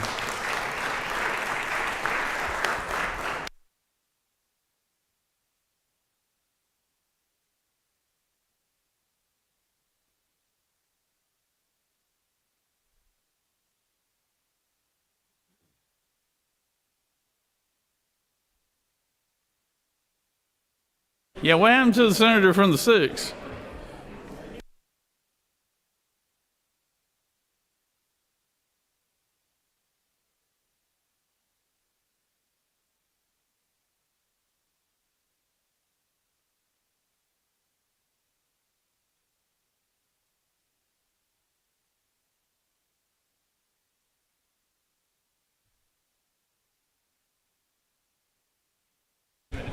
Would anybody like to volunteer for a goodbye speech right now so we can kill some time? I mean, all y'all holding out. Y'all must have a camera crew coming here tomorrow or something. Every one of y'all running. Senator from 50th, would you like to give a goodbye speech? Yeah. Longest serving floor leader in the history of the Senate, ladies and gentlemen.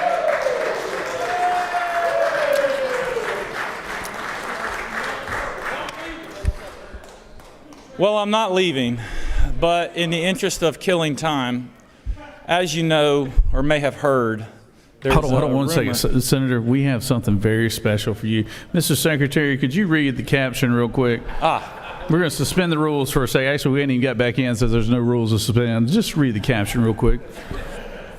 A resolution recognizing Senator Bo Hatchett as the governor's floor leader emeritus in honor of his unprecedented and possibly eternal tenure and for other purposes. Mr. President, that completes the order.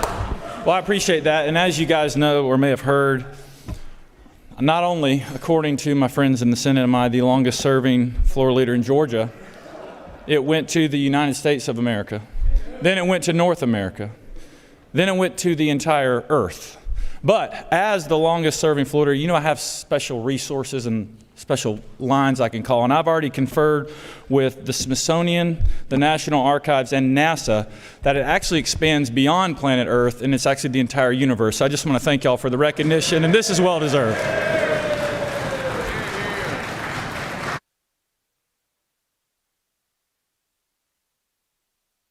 Anybody else like to say their farewells? God, I swear, every one of y'all making campaign speeches tomorrow. I can feel it. Huh? They can't let go, can they? All right.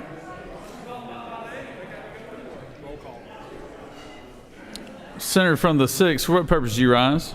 Parliamentary inquiry, Mr. State your President. inquiry. Mr. President, is it not true that they really just don't want to go, and we probably should have the doorkeepers drag them out of here?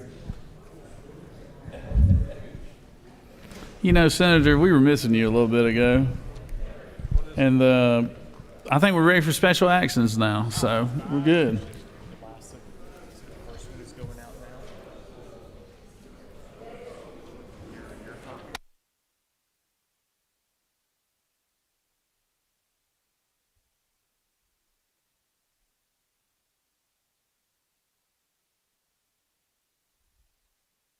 Recognize Senator from the 1st for special action. Thank you, Mr. President. I move that the Senate agree to the House substitute to SB 552. Secretary, read the caption. Senate Bill 552 by Senator Watson of the 1st and others, a bill to be entitled an act to amend subpart 2A of part 1 of Article 16 of Chapter 2 of Title 20 of the Official Code of Georgia annotated relating to clubs and organizations so as to provide for equal access to public schools for students engaging in political or philosophical expression, to authorize the organization of partisan and nonpartisan student groups and gatherings, to provide for school disclaimers of sponsorship, to prohibit discrimination based on the content of student speech within a limited open forum, to provide for the maintenance of order and discipline, to provide for a short title, to provide for definitions, to provide for related matters, to provide for an effective date, to repeal conflicting laws, and for other purposes. Mr. President, the House offers the following substitute to Senate Bill 552, a bill to be entitled an act to amend subpart 2A of part 1 of Article 16 of Chapter 2 of Title 20 of the Official Code of Georgia annotated relating to clubs and organizations so as to provide for equal access to public schools for students engaging in political or philosophical expression and for other purposes. Mr. President, that completes the order. Recognize the Senator from the 1st. Speak to the motion.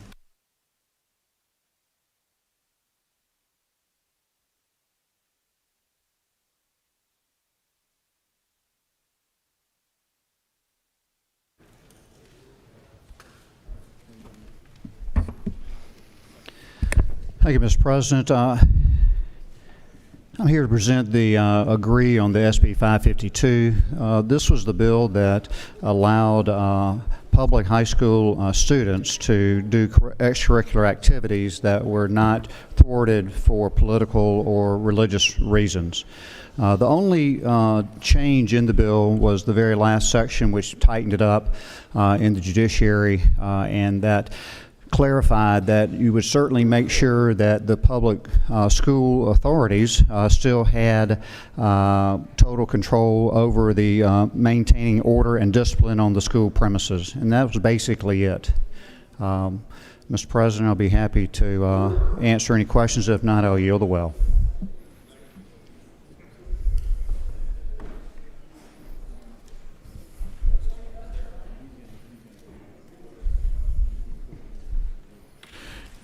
You have no questions, Senator. Okay, thank you. Senator from the 14th.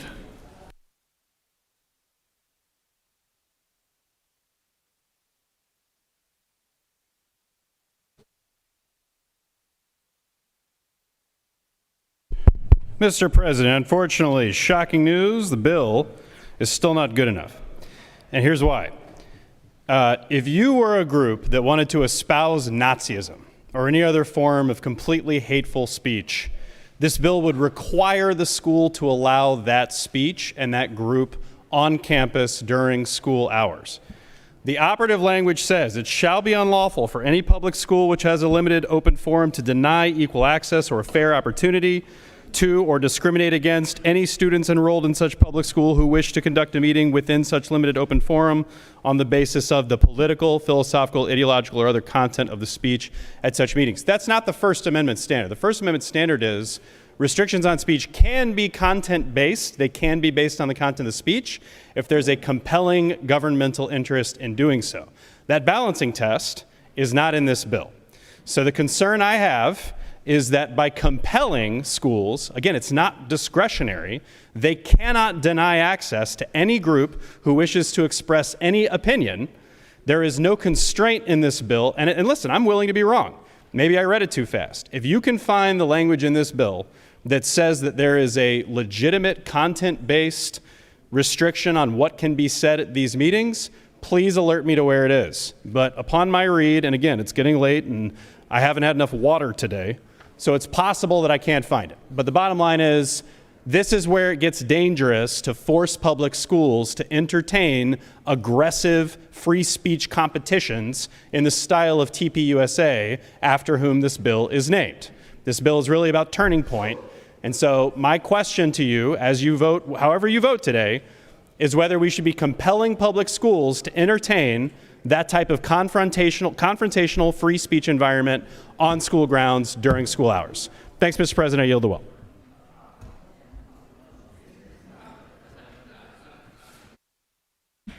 Does any other senator wish to speak or against it? Hearing none.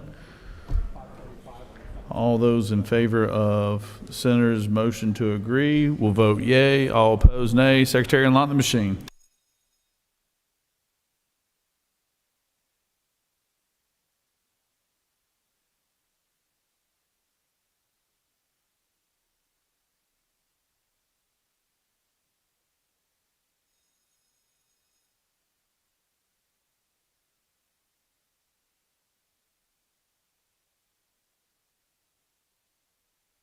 Senator from the first, what purpose you rise? Parliamentary inquiry. State your inquiry. So isn't it true that nothing in this code section shall be construed to limit the authority of a public school or its employees or agents to maintain order and discipline on school premises? That is where you find it, the very end of the bill, that I said in the well that you will do that. That was added and augmented our original bill. We were happy to amend it, and this is where the last section maintains that the public school itself can limit it. Thank you.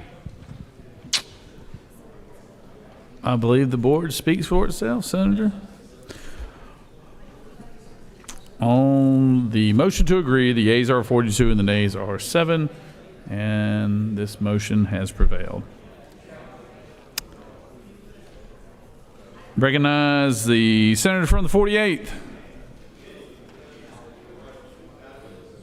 Your comfortable shoes, you're just killing it.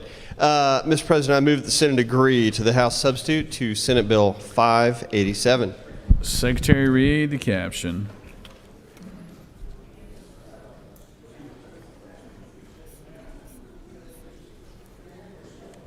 Senate Bill 587 by Senator Still of the 48th and others, a bill to be entitled an act to amend Article 1 of Chapter 12 of Title 16 of the Official Code of Georgia annotated relating to general provisions regarding offenses against public health and morals, so as to provide for the establishment of an animal cruelty database, to provide for purpose and funding, to require the prosecuting attorney's counsel of the state of Georgia to create, administer, and maintain such database, to provide for minimum requirements, to provide for reporting and forms, to provide for related matters, to repeal conflicting laws, and for other purposes. Mr. President, the House offers the following substitute to Senate Bill 587, a bill to be entitled an act to amend Chapters 5 and 12 of Title 16 of the Official Code of Georgia annotated relating to crimes against the person and offenses against public health and morals, so as to provide for a court order to locate an alleged victim of child or elder abuse, to provide for the establishment of an animal cruelty database, to provide for purpose and funding, to require clerks of county to transmit certain conviction and sentencing information to the prosecuting attorney's counsel of the state of Georgia, to require the prosecuting attorney's counsel of the state of Georgia to create, administer, and maintain such database,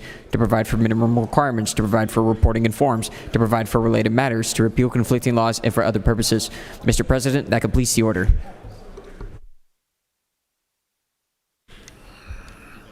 Recognize Senator from the 48th.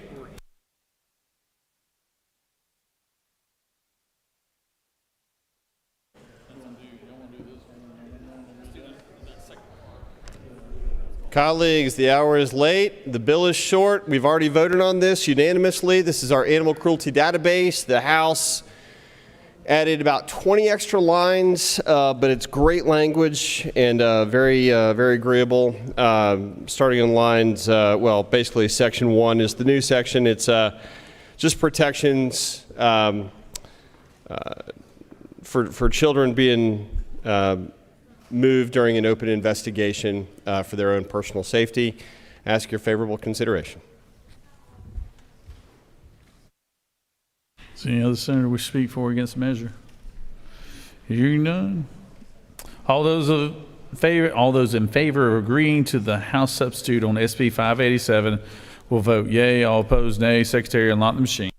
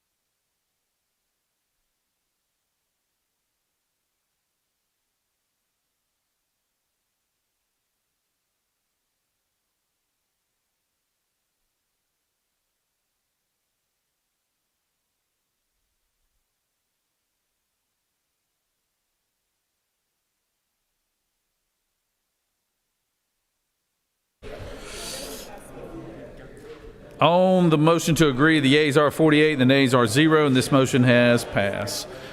Recognize the senator from the 32nd.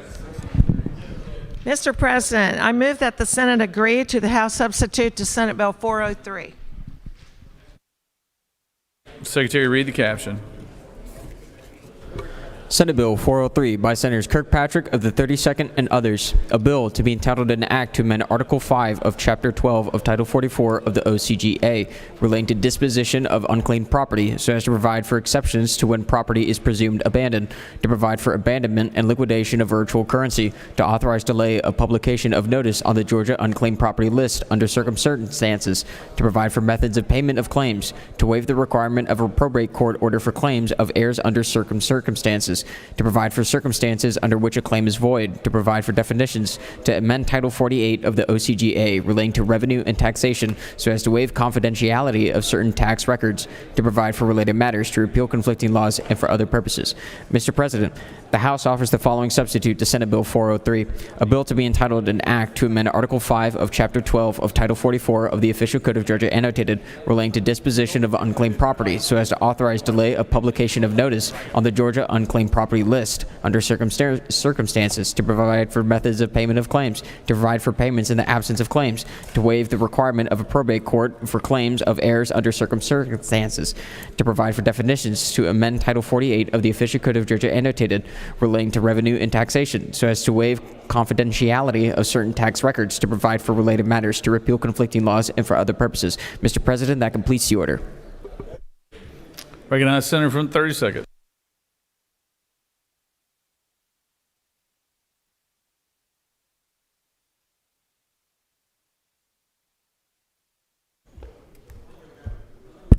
Thank you, Mr. President. This bill is the Unclaimed Property Bill. It's a Department of Revenue agency bill, and we passed it unanimously on this side, but once it got over to House Judiciary, there were objections to a couple of sections of the bill, and it ended up that those two sections were removed, and now it's all good. The two sections that were removed, one had to do with cryptocurrency, and the other had to do with escheatment, which is when the state eventually, after 25 years, keeps the money.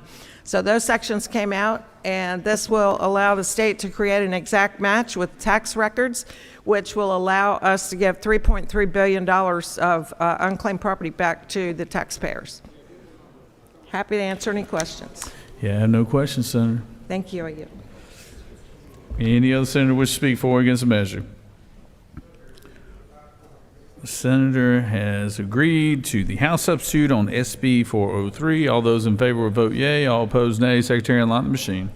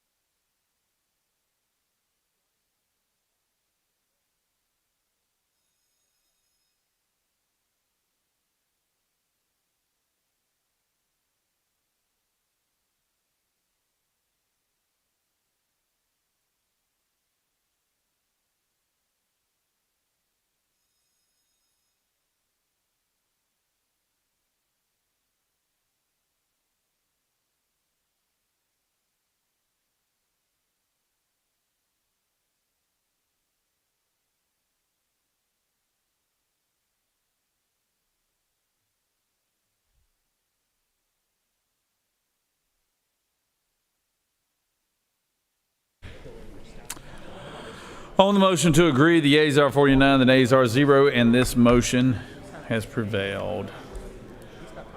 Recognize the senator from the 4th. Mr. President, I move that the Senate agree to the House substitute to Senate Bill 150. Secretary, read the caption.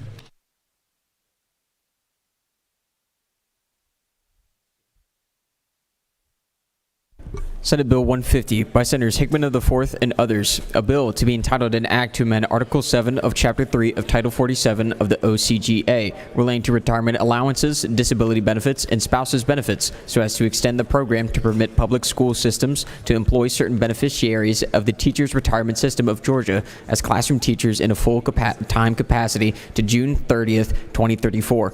To reduce the number of years worked by a beneficiary to 25 before being eligible to be hired under this code section, to provide for related matters, to provide conditions for an effective date and automatic repeal, to repeal conflicting laws, and for other purposes. Mr. President, the House offers the following substitute to Senate Bill 150, a bill to be entitled an act to amend Article 7 of Chapter 3 of Title 47 of the Official Code of Georgia annotated relating to retirement allowances, disability benefits, and spouses benefits so as to remove the requirement that certain subject areas be designated as an area of highest need for certain beneficiaries of the Teachers Retirement System of Georgia to be hired to work in such areas, to provide for the extension of provisions to 2030, to provide for areas of highest need to be determined for a public school system rather than an RESA, to prohibit termination of employment based on a change in a public school system's areas of highest need, and for other purposes. Mr. President, that completes the order. Recognize the senator from the 4th.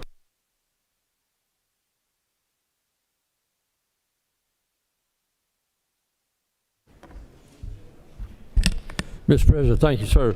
As I stated, we agree with this substitute. The House made, in the infinite wisdom of the House, they made two changes to the bill.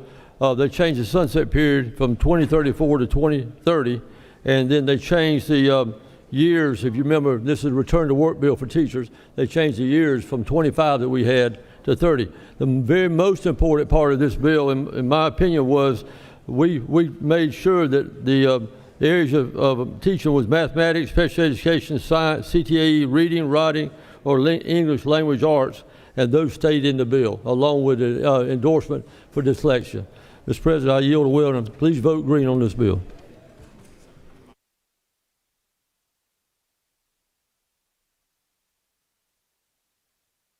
Any other senator wish to speak for or against it? All right. All those in favor of the motion to agree on SB 150 will vote yea. All opposed, nay. Secretary, unlock the machine.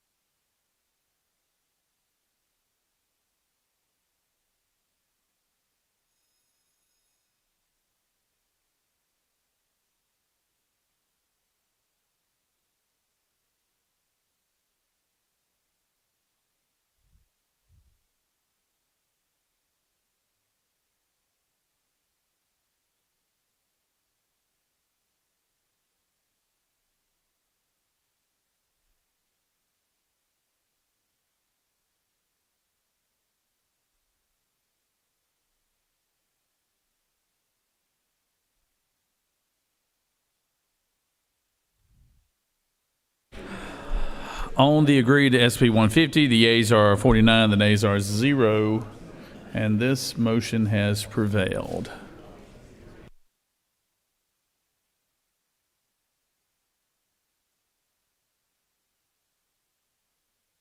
Recognize a senator from Colquitt County.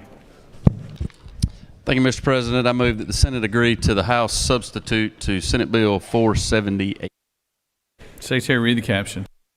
Senate Bill 478 by Senators Watson of the 11th and others, a bill to be entitled an act to amend Chapter 6A of Title 12 of the Official Code of Georgia annotated relating to outdoor stewardship so as to provide for a sunset, to raise the percentage of monies appropriated, to provide for related matters, to repeal conflicting laws, and for other purposes.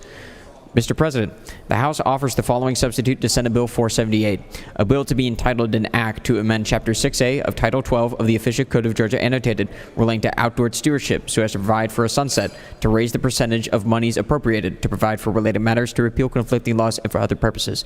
Mr. President, that completes the order. Recognize Senator from the 11th. Thank you, Mr. President.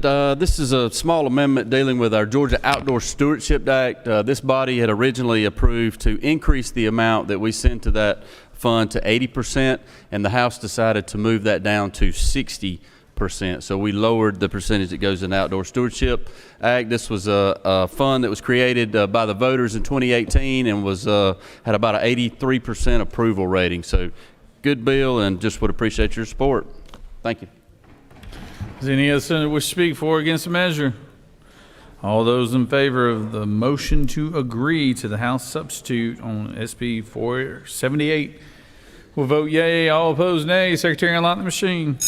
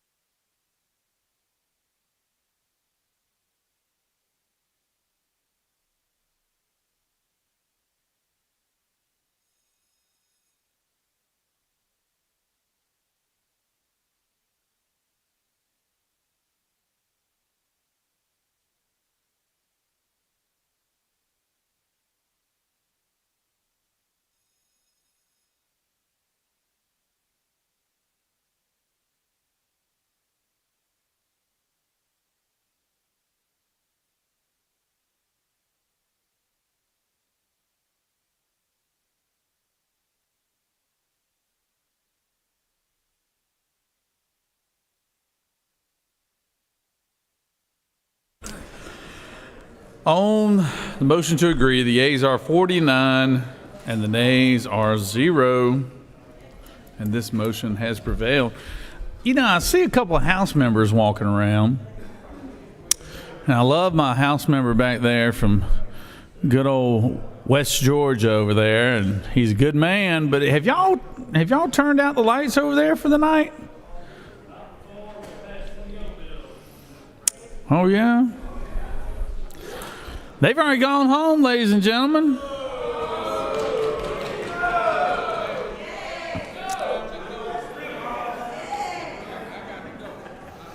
I mean, every time I looked up, they were taking a break. We had a 2-hour press conference. Lunch was 3 hours. I mean, Senator from the 8th, I mean, if they were farming over there, they'd go broke. It's not going to look like much.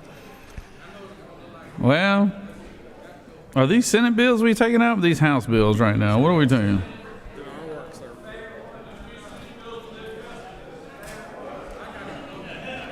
Tyler Paul, how many Senate bills that y'all passed today?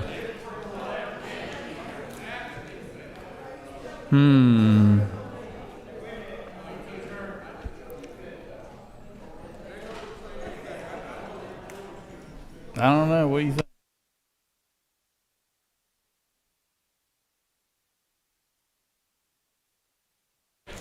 Senator from the 6th. Recognize Senator from the 6th. Mr. President, I move that the Senate agree to the House substitute to Senate Bill 406. Secretary, read the caption. Senate Bill 406 by Senators Brass of the 6th and others, a bill to be entitled an act to amend Title 43 of the Official Code of Georgia annotated relating to professions and businesses so as to require the registration of property owners associations, to provide for renewals and amendments, to provide for appeals, to provide for a state board for review of complaints regarding property owners associations, to provide for review of complaints, to amend Code Section 44-3-232 of the Official Code of Georgia annotated relating to assessments against lot owners as constituting lien in favor of association, additional charges against lot owners, procedure for foreclosing lien, an obligation to provide statements of amounts due so as to provide for authorizations of liens and use of assessments, to provide for a short title, to provide for related matters, to repeal conflicting laws and for other purposes. Mr. President, the House offers the following substitute to Senate Bill 406, a bill to be entitled an act to amend Title 43 of the Official Code of Georgia annotated relating to professions and businesses so as to require the registration of owners associations, to provide for an exception, to provide for renewals and amendments, to provide for fees, to provide for inspection, maintenance, and retention of records, to provide for records maintenance, to provide for denial, suspension, and revocation of records, to provide for notices, orders, and complaints, to provide for hearings, to provide for a stay of collections of fees or fines, to provide for binding arbitration, to provide for reports, to provide for appeals, to provide for rights of owners associations owners, to provide for priority application of payments by owners to owners associations, to provide for rules and regulations, to provide for definitions, to provide for authorizations of liens and use of assessments, to provide for written notice of certain sums, to amend Title 44 of the Official Code of Georgia annotated relating to property so as to provide for, and for other purposes. Mr. President, that completes the order. Senator, is this your HOA bill? Oh my Lord! Can you do this? Your co-sponsor is not here today. The senator from the 28th, huh? We should have adjourned. We should have adjourned before this one. I tell you what. Is there a motion to adjourn? Recognize senator from the 6th.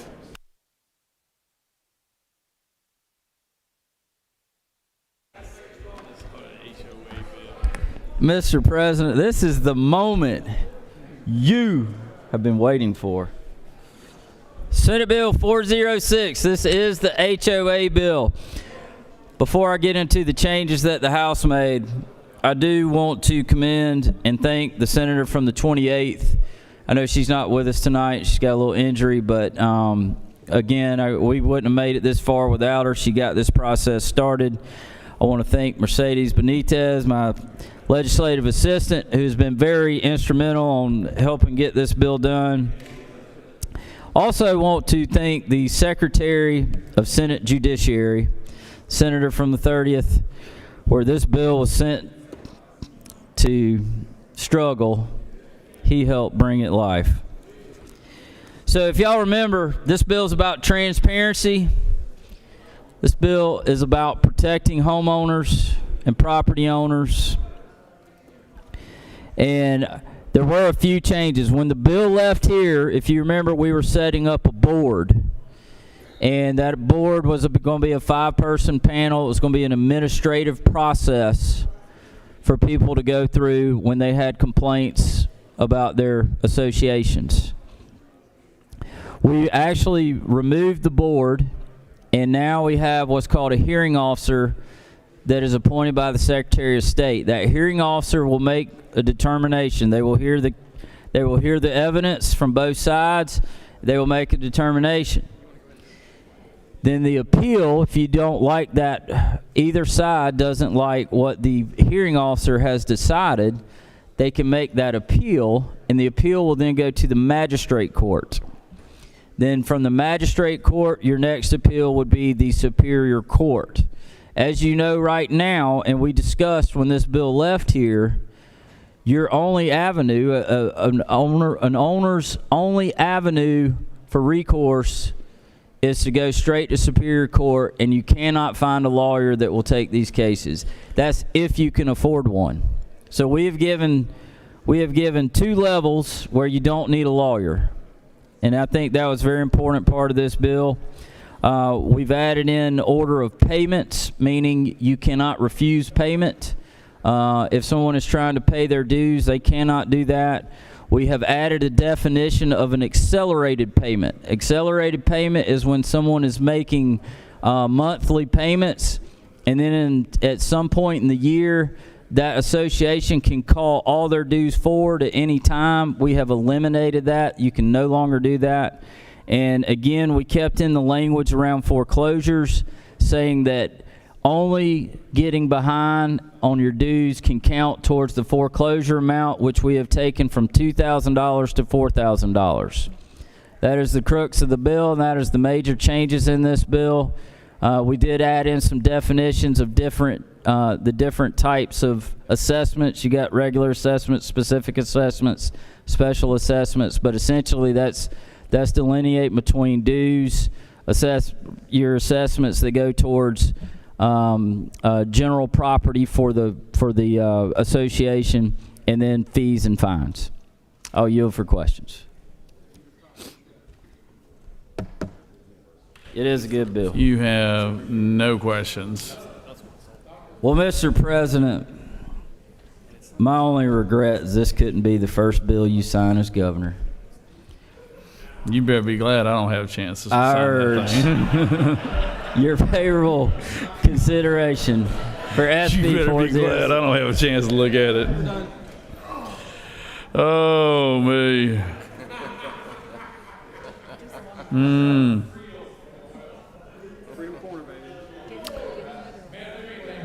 The Freedom Corner over there, I tell you what.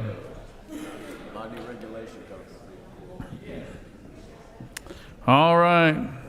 Any other senator wish to speak for or against the measure that's going to have us regulating grass cutting?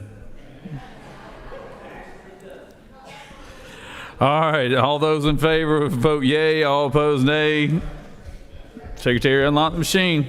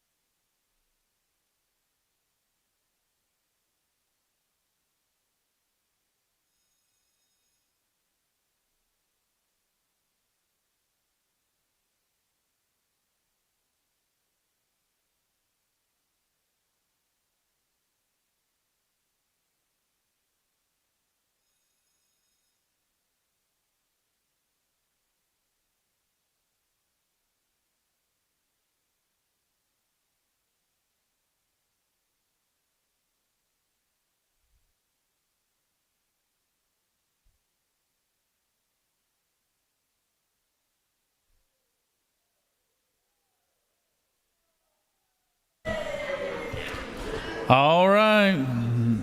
On SB 406, the agrees are 51 yays, 0 nays, and big government brass has prevailed. So,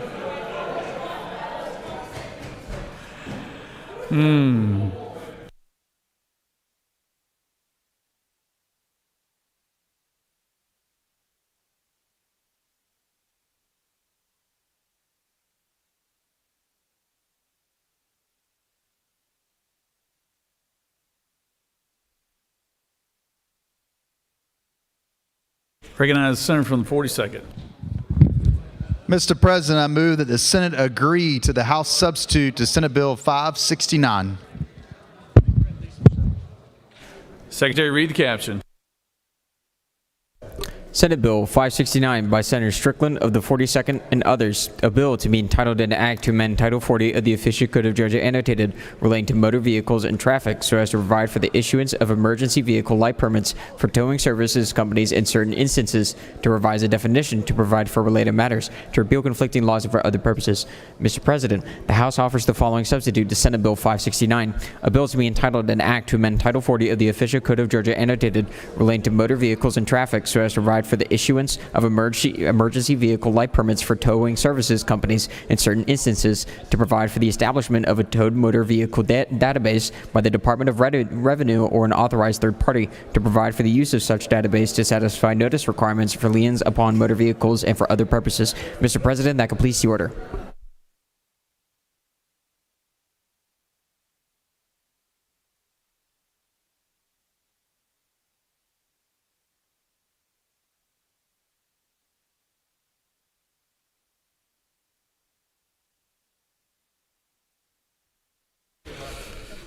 Recognize the senator from the 42nd.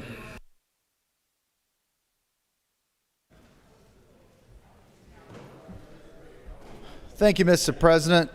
Senate Bill 569, you may recall, everyone voted for it, passed unanimously. It created a process where certain tow trucks that are cleaning up big wrecks on the interstates could have red lights issued to them by the Colonel of State Patrol. That is still intact. That part of the bill did not change. The new part of the bill starts on page 4, where the House added a towed motor vehicle database. And what this will be when it's set up in January 1st of 27, it'll create a database for folks to be able to locate vehicles that have been towed by tow trucks. Something that ought to be a good resource for everybody in our state as well. Happy to answer any questions. You have no questions, Senator. I ask for your favorable consideration. Any other senator wish to speak for or against the measure? All those in favor of the motion to agree on SB 569 will vote yea. Opposed, nay. Secretary, unlock the machine.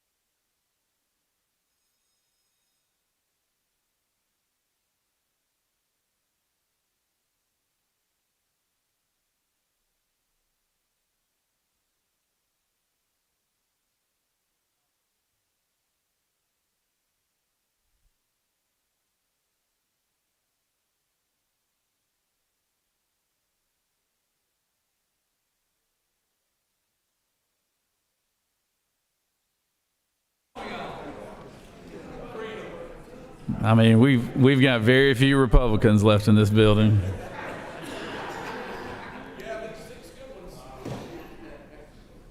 The Freedom Caucus over there.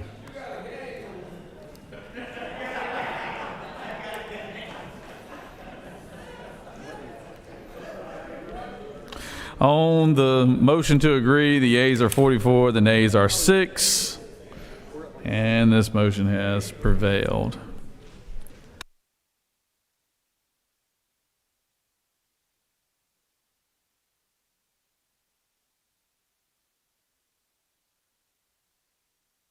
Recognize the senator from the 48th. Mr. President, I move the Senate agree to the House substitute to Senate Bill 369. Secretary, read the caption. Senate Bill 369 by Senator Stills of the 48th and others, a bill to be entitled an act to amend Article 31 of Chapter 2 of Title 20 of the Official Code of Georgia, annotated the Charter Schools Act of 1998, so as to provide for completion charter schools, to provide for rules, regulations, policies, and procedures, to provide for the conversion of existing charter schools to completion charter schools, to provide for measurable objective performance standards, to provide for separate principles and standards for completion charter schools, to provide for definition, to provide for related matters, to provide for an effective effective date, to repeal conflicting laws, and for other purposes. Mr. President, the House offers the following substitute to Senate Bill 369, a bill to be entitled an act to amend Chapter 2 of Title 20 of the Official Code of Georgia annotated relating to elementary and secondary education so as to require the State Board of Education to adopt definitions, rules, regulations, policies, and procedures to govern the operation of non-traditional education programs, to revise the Dexter-Mosley Act to allow for virtual school students from qualifying virtual schools to participate in specified extracurricular and interscholastic activities under the sponsorship, direction, and control of the student's resident public school or resident public school system, to provide for requirements of such virtual school student participation, to provide for virtual school qualifications, and for other purposes. Mr. President, that completes the order.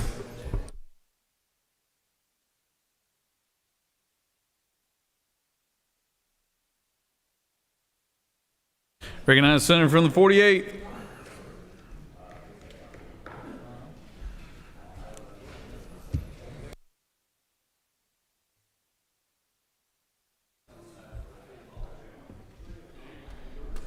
Colleagues, Dropout Recovery School. We voted on this unanimously. Great bill. Everyone loves it. Not a single change. My only bill this year that the House did not try to perfect. So just ask your favorable consideration one more time. I yield the well. That was the last thing they did. Any other senator wish to speak for or against it? Chair hears none. Senator has made a motion to agree to the House substitute on SB 369. All those in favor will vote yea. All opposed, nay. Secretary, unlock the machine.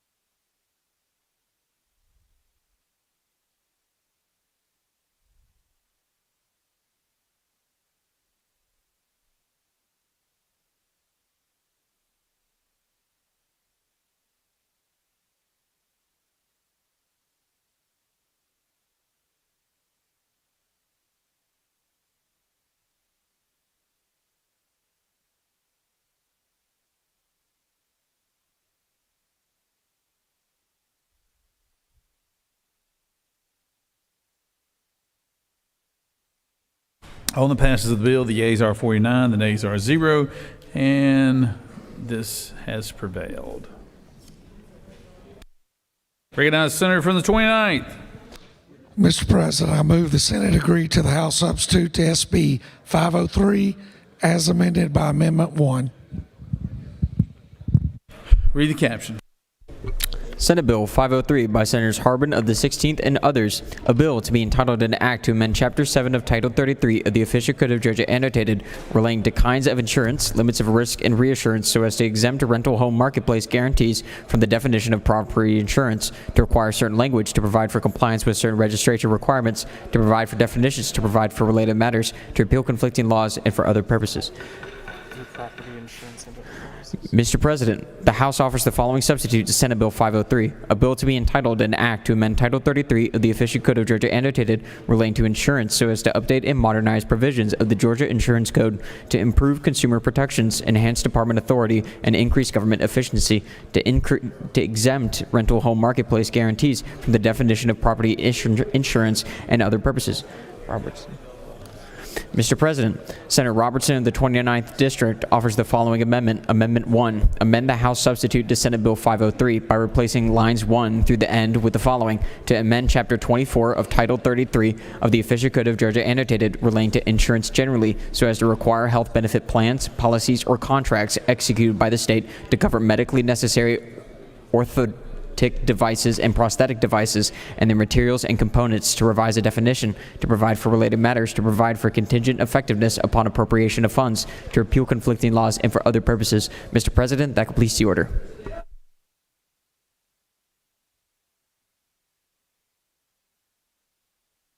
Recognize Senator from 29th.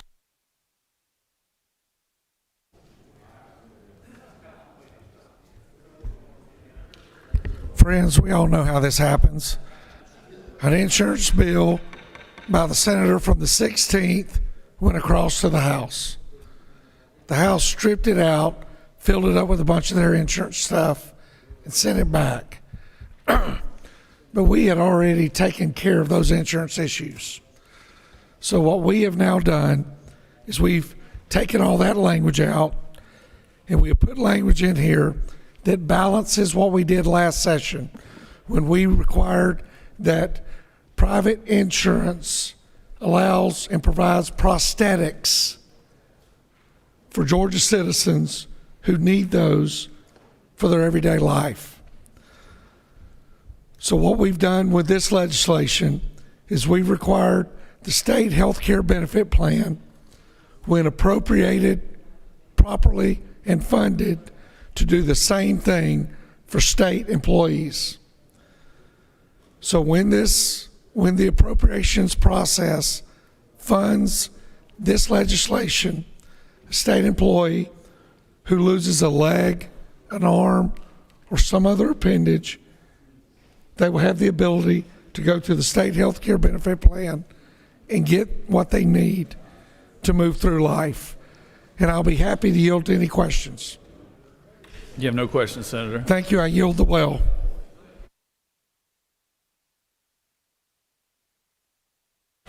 Does any other senator wish to speak for or against the measure? Recognize the senator from 32nd.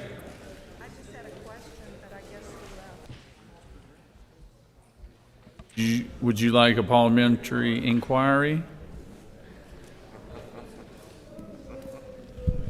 Recognize the senator from 32nd. Parliamentary inquiry, Station Mr. inquiry. President. I was just going to ask the senator from the 29th before he left what other appendages he might be talking about. Senator, would you like to retake the well for us real quick?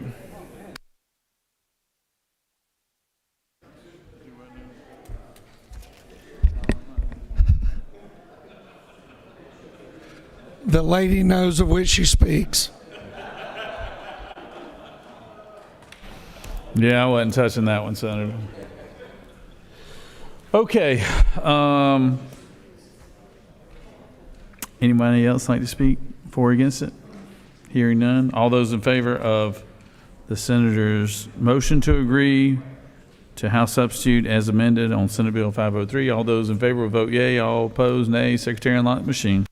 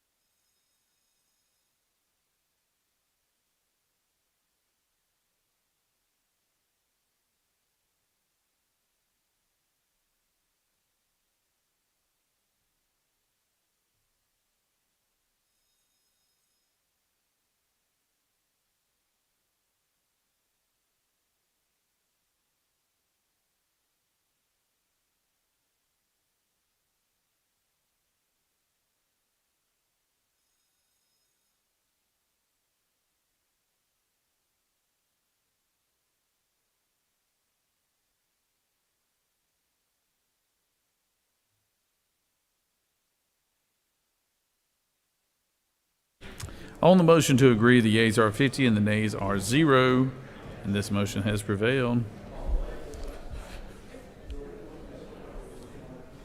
Ladies and gentlemen, I recognize the floor leader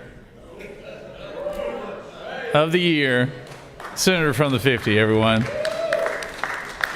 Oh, thank you, Mr. President. I move that the Senate disagree to the House substitute to Senate Bill 398. All right, Secretary, read the caption.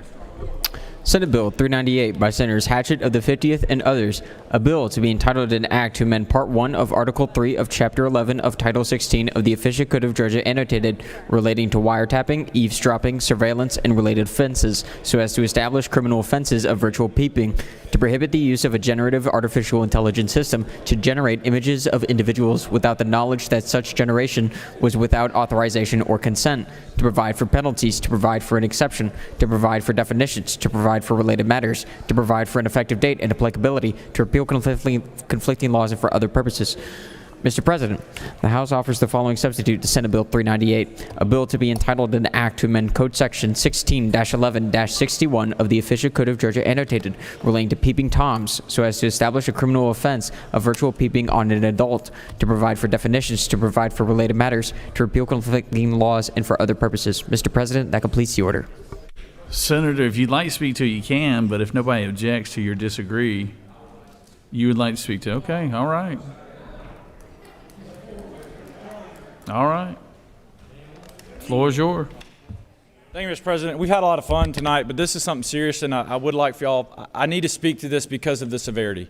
We passed a bill out of this chamber a few weeks ago, Senate Bill 398, and what it dealt with is a serious problem that I'm trying to communicate the severity of, not only to this chamber, but to the chamber across the building, and it deals with artificial intelligence and people using AI systems to generate pornography of real people. I got up here and was very impassioned because I have 4 daughters and talked about the importance of this bill because their dignity to me means a lot, and if there is something that I can do to protect them, I'm going to do it. What happened when this bill went over to the House was they took the provision out about children. I don't understand why they did that yet, but the bill that came back only addressed adults. And I think if someone takes a picture of a child and puts it in an artificial intelligence program and generates pornography, that it should be a severe felony. And so I'm asking that we disagree to the House and let's get it done. Thank you, Mr. President. I yield the well.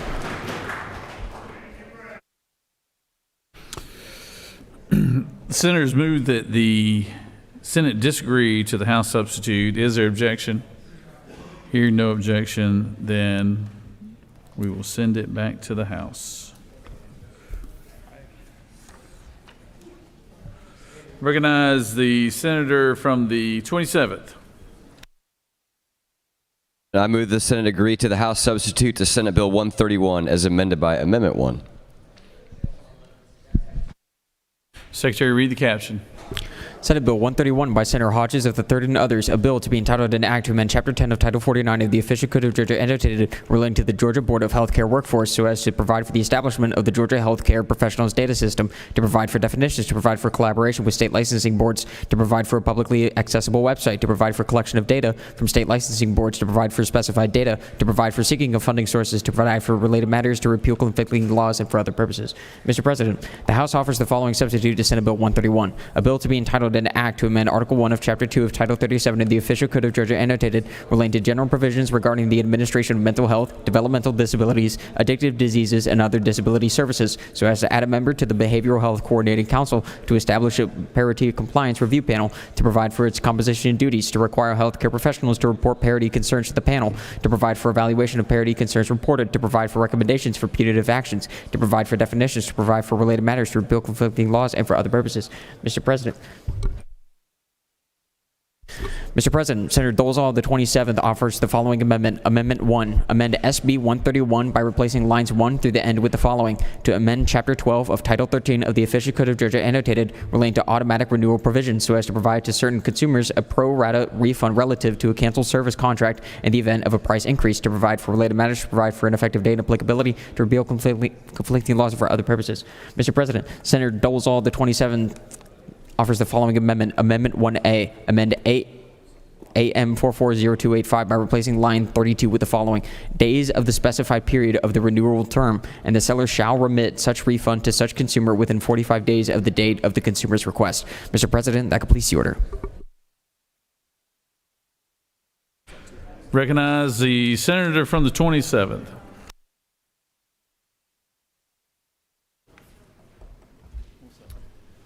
Thank you, Mr. President. This bill has changed a little bit because the underlying bill has passed in other forms. This bill is an auto renewal bill that touches the same title section. We currently have laws around auto renewals that occur at every 24 months. This will add a provision for auto renewals that occur at 12 months if and only if the renewal rate increases by 50% or more. And the provision that we were adding is that if you increase by 50% or more, you have a right to cancel within 30 days and receive a pro rata refund. We did make a change based on recommendation from the senator from the 11th in committee, and that is Amendment 1A, and that is to put a time certain for that refund to occur, which is within 45 days of the customer's request. Mr. President, I'm helping my House rep on this. He's worked hard on this bill on the other side of the building, and we're looking to get this across back to them so they can agree. I'm happy to answer any questions. If there aren't, I'll yield the will. You do have a question, Senator. I recognize the Senator from the 20th. Will my former suite mate take a few questions on this matter? I will. Thank you very much. So what committee did this come out of? What Senate committee? This went through trial and tribulation in the Agriculture and Consumer Affairs Committee. And after great deliberation over there, it did not make it out, but that is why you have Amendment 1A. This was some feedback that came from that committee, and we are looking to get it done over here with that adjustment. So, Senator, it sounds like you're circumventing the Senate committee process. Is that correct? Mr. President, I am working the process that is available to me by the Senate rules. I see that. Would you further yield, Senator? I will. So I believe I've heard you opine over the years about us doing things in the state of Georgia that impacts companies that have, say, an app that is used nationally or a product that is used nationally. And if each state starts enacting their own rules surrounding that, it creates a big problem for interstate commerce. Is that not correct? I would certainly agree with that characterization. Yes, sir. And so have you changed your view on that you think we need to be a nanny state and hold all the Georgia citizens' hands with regard to their contracts and how they, what apps they want or don't want? And only when it relates to insurance products, Mr. Pro Tem. All right. I'm going to respectfully be a no on this I think you can understand why. Thank you. Absolutely. I do think you do need to have a light touch when you do these things, and I think the light touch is the 50% trigger on the price increase. And I would say that I think most of your good businesses do give someone a refund within the first 30 days anyway, but I certainly understand your hesitation and have shared it as this bill's gone through the process and got this kind of to the most agreeable point that we can and want to get it done this year, so it's buttoned up. Recognize the Senator from the 23rd. Thank you, Mr. President. Senator Yield. I do. Is it not true, Senator, that when this bill went through Ag and Consumer Affairs, we did have spirited discussion and debate?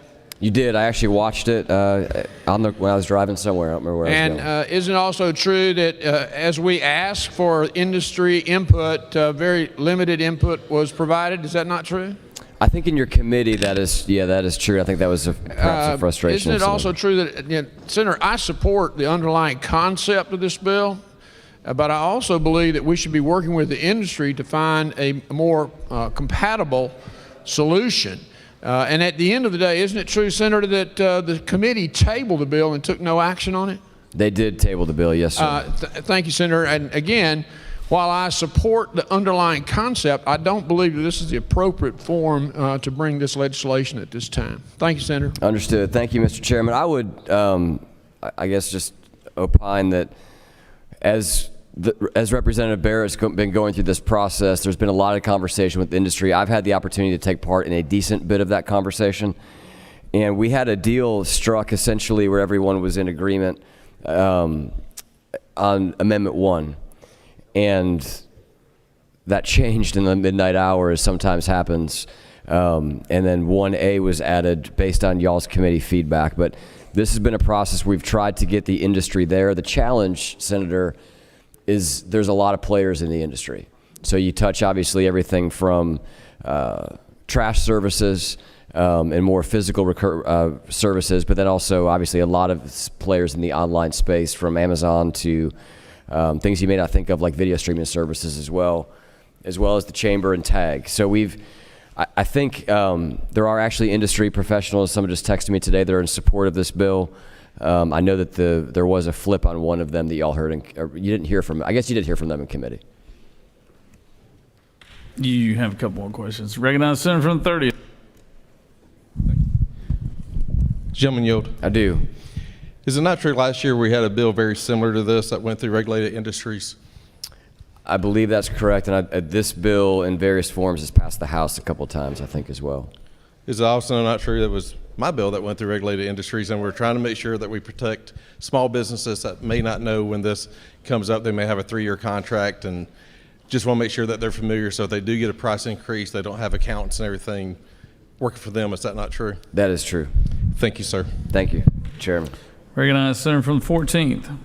Thank you, Mr. President. Senator Yield. I do. Senator, is it not true that this only applies to contracts that automatically renew for 1 year or more, meaning that if there were a way for the business to package the product even at 6-month intervals or 1-month intervals, they could maintain continuity and predictability in their revenue without locking the consumer into a 1 year or more contract? Is that not true? Yes, and this would not preclude kind of your traditional, hey, get 3 months for $10, then we're going to renew you at $25. It does not preclude that. And I would point you to what I think is the key piece here that I think really only allows us to catch the bad actors, is that on line 26, it's only if you raise your price by 50%.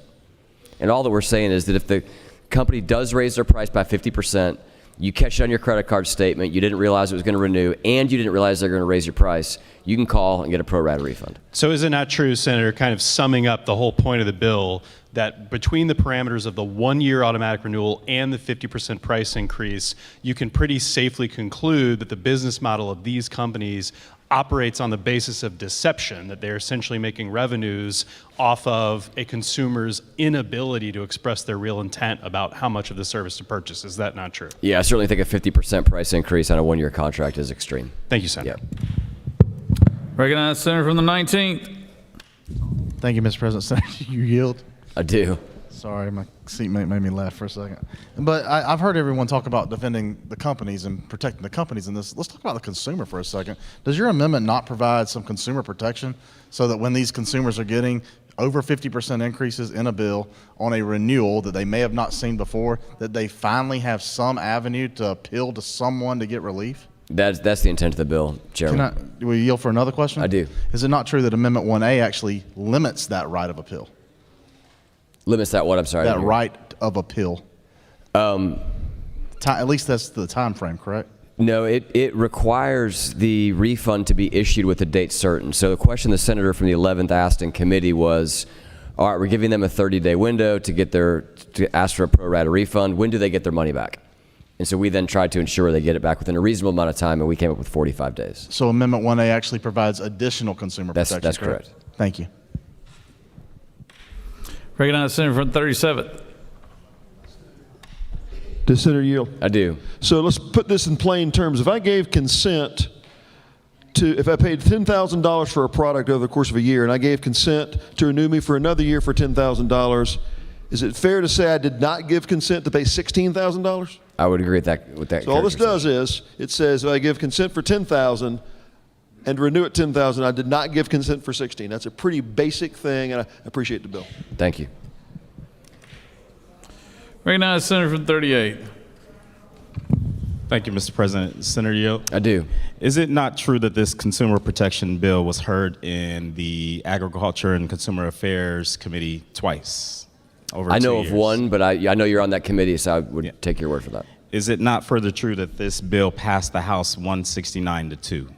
I believe that is correct. And is it not further true that during this hearing in the Ag Committee, industry was asked 3 times to speak to this bill, and only one representative of the industry took up that offer? That is correct. All right. Thank you, sir. Thank you, Senator. Mr. President, I'm going to yield the well. The senator's yielded. All right. The question is on the adoption of Amendment Number 1 authored by the senator from the 27th. Is there objection on amendment number 1? Hearing no objection, amendment number 1 is 1A, excuse me. 1A is amended. Now we are in the posture of the senator has moved that we agree to the House substitute on Senate Bill 131 as amended by Amendment 1A. All those in favor will vote yea. All those opposed, nay. Secretary, unlock the machine.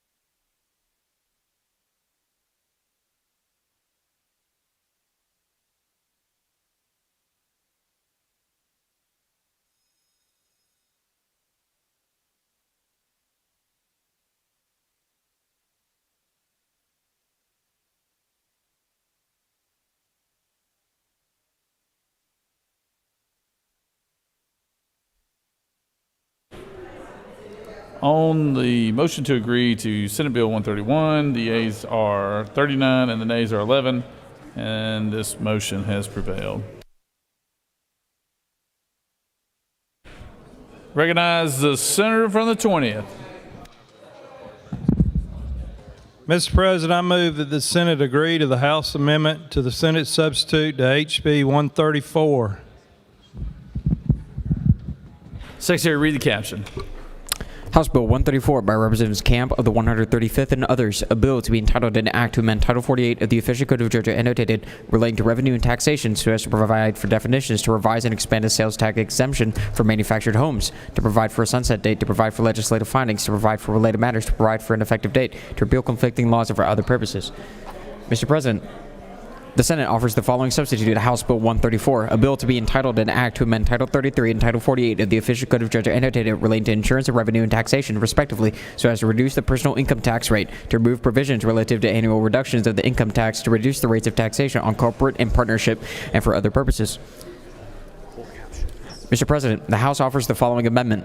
Amend House Bill 134 by replacing lines 1 through the end with the following: to amend Article 2 of Chapter 7 of Title 48 of the Official Code of Georgia annotated relating to imposition, rate, computation, exemptions, and credits relative to income taxes so as to provide for various tax credits for forestry manufacturing facilities, to provide for transfer tax credits and conditions, to provide for reporting, to provide for aggregate maximum amounts of tax credits, to require approval of future amendments by a 2/3 vote of each chamber of the General Assembly, to provide for effective dates and automatic repeals, to provide for definitions, to provide for a short title, to provide for later matters, to provide for an effective date and applicability, to repeal conflicting laws and for other purposes. Mr. President, that completes the order. Recognize Senator for the 20th, the pro tem. Thank you, Mr. President. So on March 23rd, 2026, this body supported our forestry industry by passing House Bill 1085 to allow for investment tax credits for forestry manufacturing and job tax credits for forestry manufacturing. That bill passed, House Bill 1085, by a vote of 50-0. So you were unanimous in your support of our forestry industry. There was some concerns with the bill as it traveled back, and so anyway, there was some concerns with the fiscal impact that it could potentially have. House Bill 1085 had a cap of $250 million of tax credits per year. The second floor in particular had concerns with that and wanted us to pare that back. So we put House Bill 1085 on House Bill 134 that you have before you tonight, and it reduces the aggregate cap on the credit to a total of $250 million. So it's got a 5-year sunset but the maximum tax credit allowed would be $250 million total instead of $250 million a year. It also narrows the definition of eligible manufacturers to ensure that they are using. Senator has moved that the Senate agree to the House amendment to Senate substitute to HB 134. All those in favor will vote yea. All opposed, nay. Secretary, unlock machine.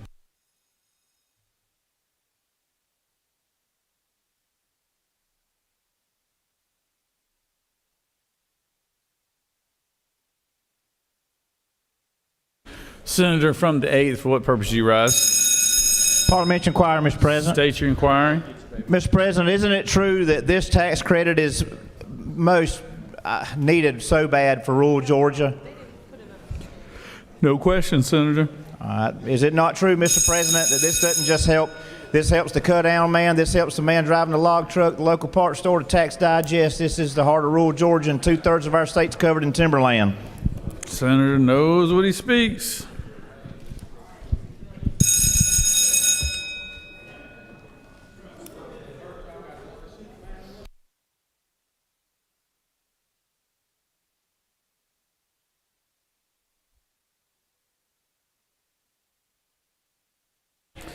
On the motion to agree, yeas are 50 and the nays are 0, and this motion prevails.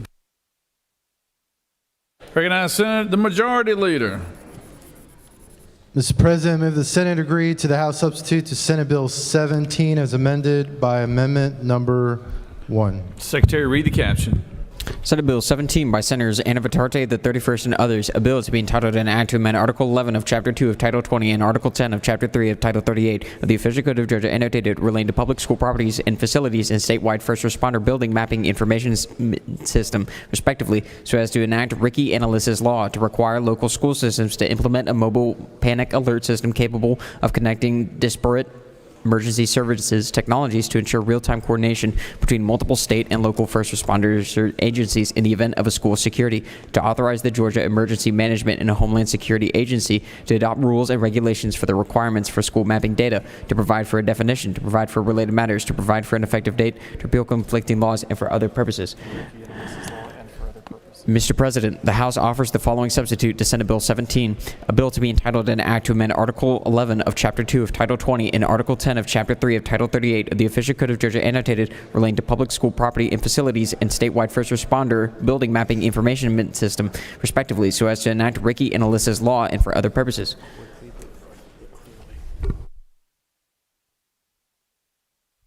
Mr. President, Senator Anna Vitarte of the 31st District offers the following amendment. Amendment 1, amend the House Committee on Rules substitute to Senate Bill 17 by replacing lines 1 through 90 with the following: to amend Chapter 30 of Title 36 of the Official Code of Georgia annotated relating to general provisions regarding provisions applicable to municipal corporations only, so as to provide for a conclusive evidence of termination or continuation of certain municipal corporations, to provide for a review commission for distressed municipalities, to provide for investigation of distressed municipalities, to provide for reports by a review commission, to provide for a petition to appoint a receiver, to provide for certain hearings, to provide for the appointment of a receiver, to provide for the qualifications, powers, and duties of the receiver, to provide for certain restrictions on receivers, to provide for a recovery plan, to provide for extensions to a recovery plan, to provide for an automatic end of a receivership, to provide for certain emergency assistance, to provide for a roster, and for other purposes.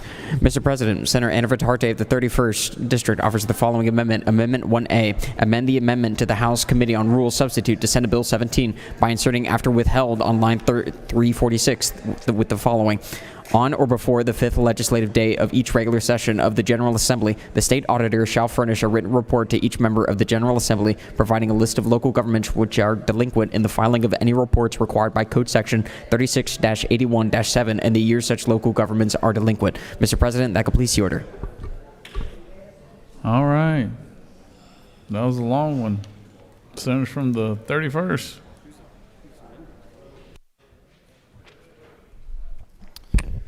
Thank you, Mr. President.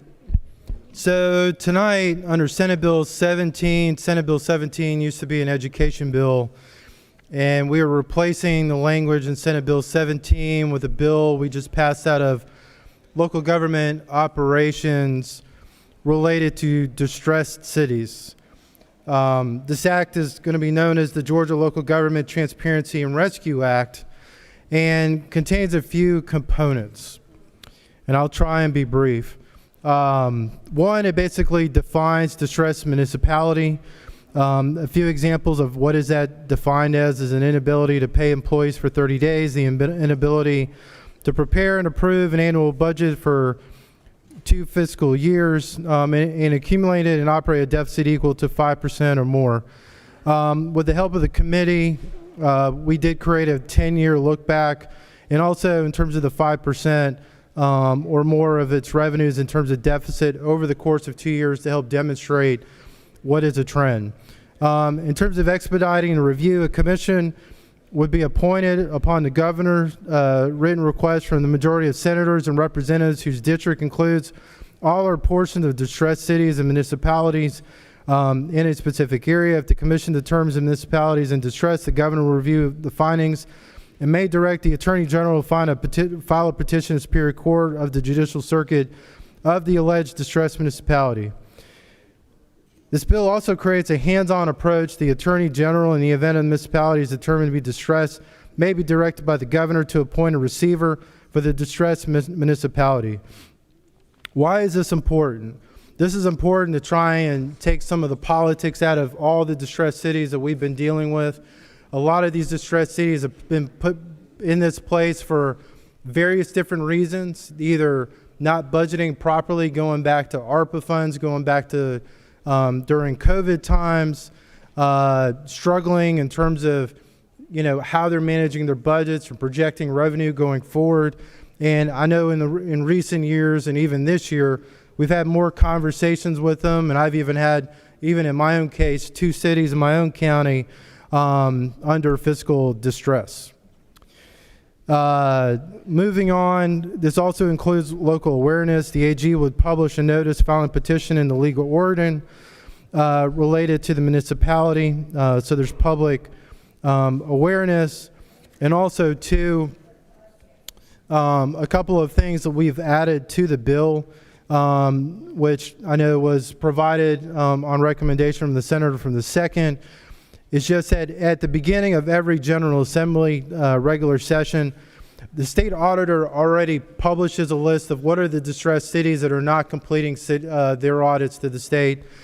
I believe his recommendation was really good to go ahead and put this in state statute so that at the beginning of every General Assembly, the House members and senators have full transparency on who these cities are, what the challenges are, and also how there can be conversations for this to be addressed. With that, Mr. President, I'll open it up for questions. You have no questions, Senator. Thank you, Mr. President. Recognize the senator from the 14th.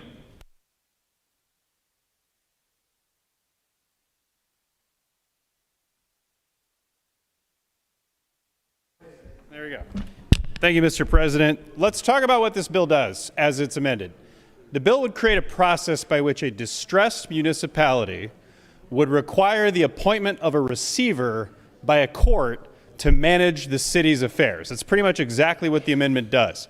I want to break down for you, as somebody who has litigated civil cases in which receivers were appointed, just how big of a deal that is. For anybody who doesn't know, a receiver is a court-appointed official who takes complete control of an entity that for whatever reason is distressed. So let's take a business as an example, that if a business is insolvent, it can't pay its debts, there's multiple competing creditor claims, the court in an extreme case can appoint a receiver to basically take the business away from the owners of the business who normally direct its affairs and completely call the shots. So again, Georgia law, anybody who's litigated a receiver case, the standards are structured in such a way as to create a strong presumption, a very strong presumption against appointing a receiver in a case unless it's absolutely necessary to protect the assets of a business. Now that's just in the business context.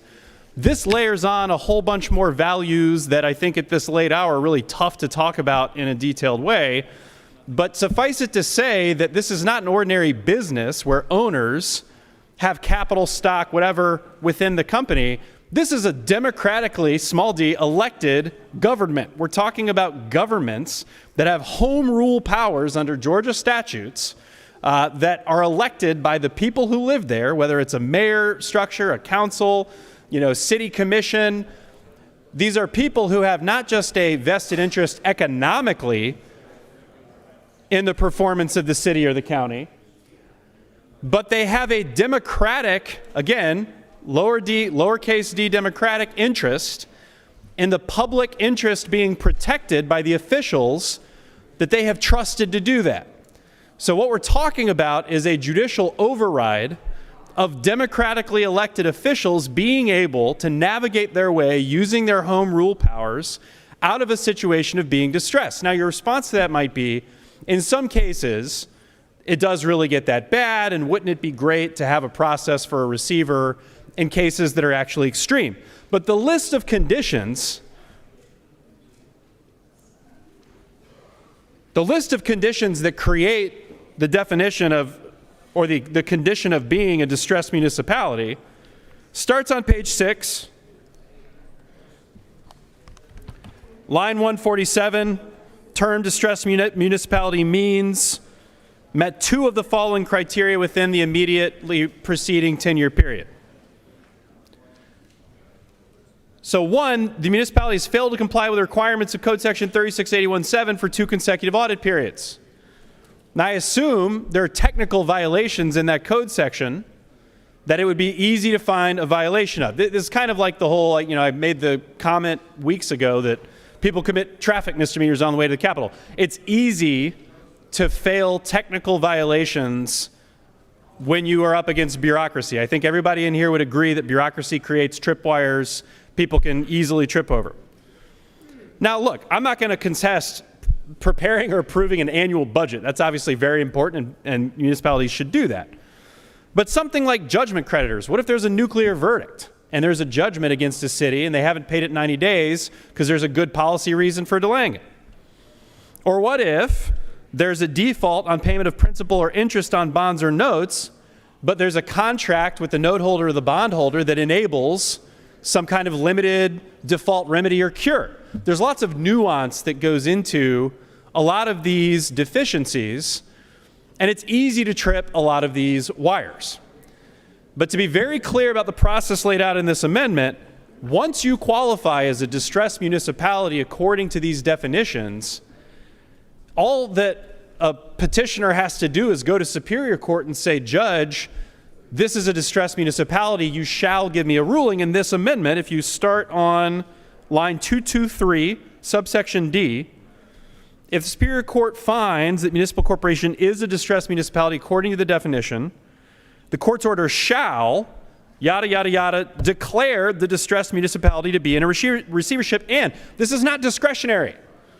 The Superior Court shall appoint a receiver not to exceed 2 years, which essentially means that if any one of those tripwires, or 2 of those tripwires rather, within 10 years is triggered, it is not discretionary with the Superior Court. The Superior Court has to appoint an individual, a receiver as an individual, who would take over the entire affairs of the municipality. So again, the opposition to this amendment is not going to claim that there should never be a case where a receiver is appointed, but some of the conditions here are much less severe than others. And this is not the kind of thing that you want to do without a full committee process and having ACCG and GMA testify. We want the local governments to be able to explain some of what I'm talking about with regard to technical violations with real world examples and to walk you through just how difficult it is to get out of the situation. I don't think that a receiver necessarily would be up to the challenge of embracing the complexity of a local government's finances as quickly as you might expect if you're in the majority and you want to pass this. It's already hard enough for an entire city's finance department to come to these conclusions on its own. Vesting all of this in one person, not giving the Superior Court discretion as to whether to do it, is a lot of policy to be doing at 11 p.m. So I know y'all love good government. I know that's why you ran for state senate and got elected. I would just ask that you table this for now. Let's come back to it when we have a better deliberative process around it. and just consider that we do not want to be handing the entire control of local governments, counties, cities in this case, over to a single court-appointed receiver without giving the court discretion to craft a remedy that's appropriate for these situations. With that, Mr. President, I'll yield the well. Recognize the senator from the 22nd.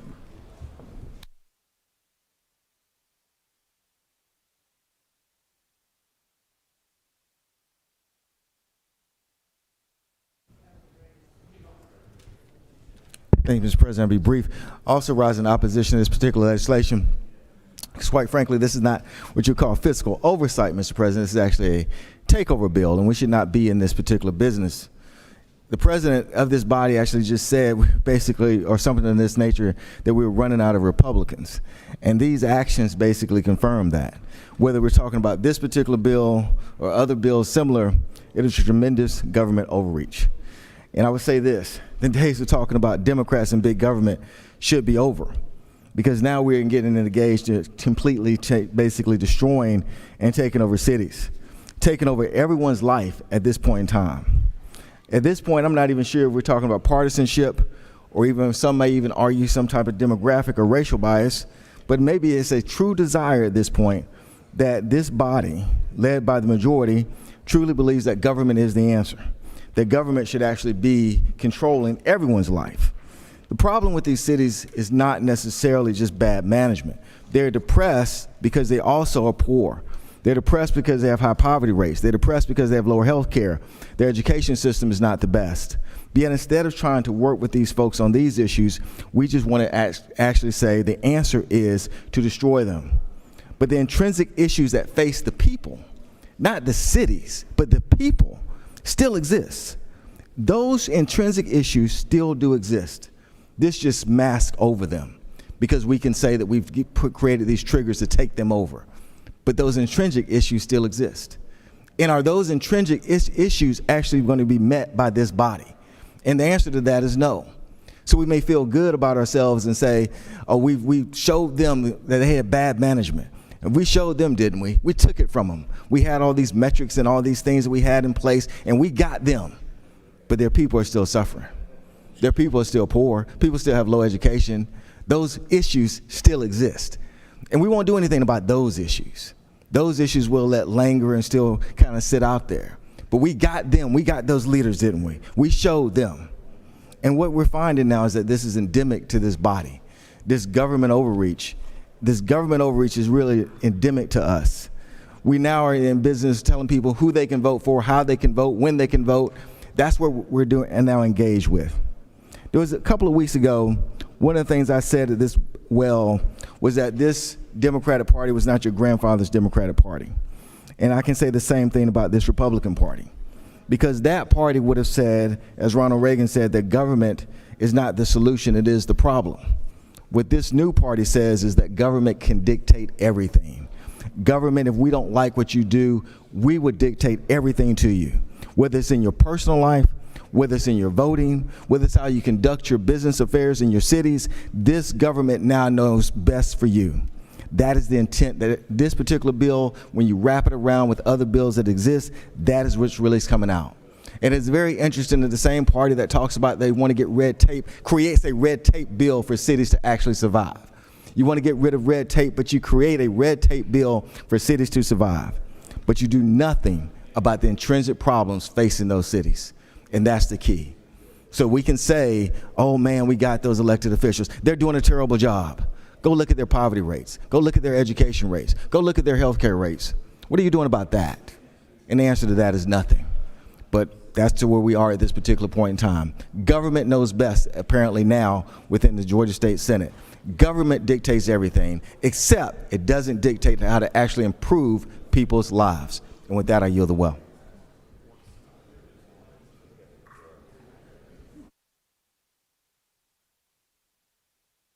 Recognize the senator from the 35th.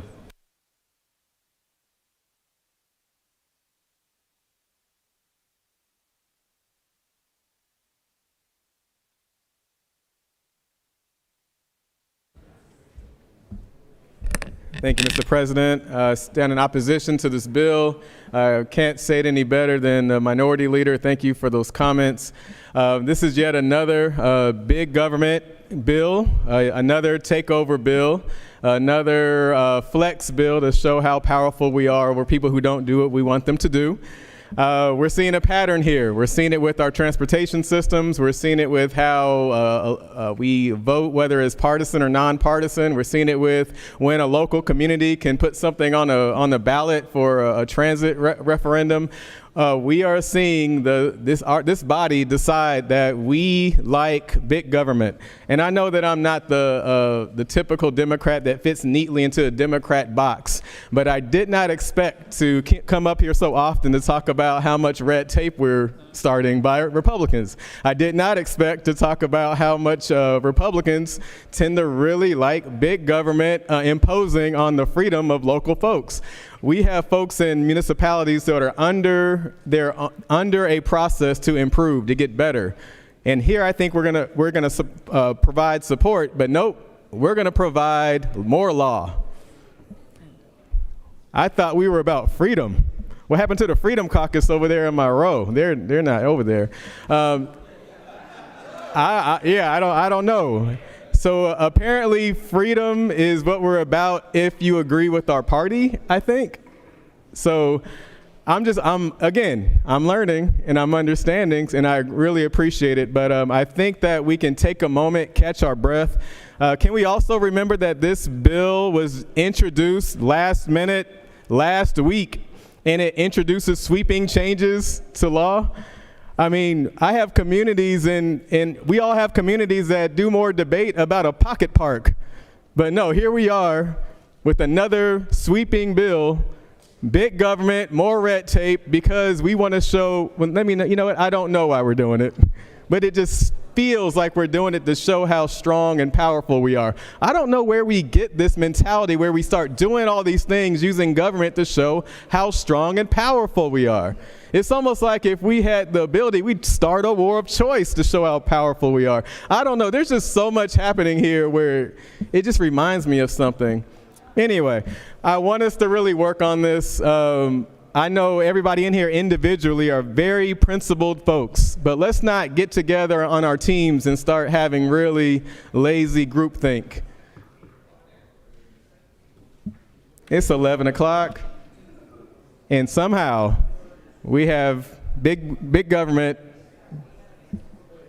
right in front of us.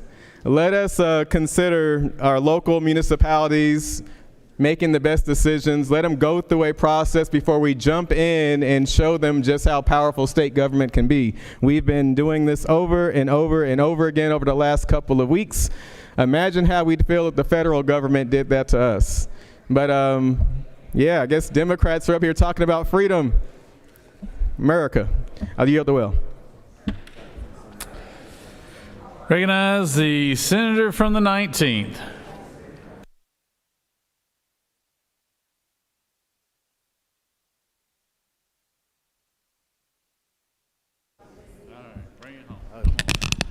Thank you, Mr. President. Members of the Senate, big government? Give me a break for a second. Red tape? Causing extra problems? Let's talk about what this bill does. You have cities that have not made budget for years. You have cities that have not filed audits for years. You have cities that have not followed other provisions of the Constitution. And now we're sitting here trying to figure out what we should do with them. And the argument that I've heard from some in the minority party is, well, if we do anything about them, we're being big government. Well, guys, let's be honest about it. They don't need to be cities. They don't need to be cities at all. What we really ought to do is talk about how we limit the cities that aren't really cities. But in his act of trying to defend that, the majority leader has come up with a middle compromise plan for now. The middle compromise plan allows a receiver.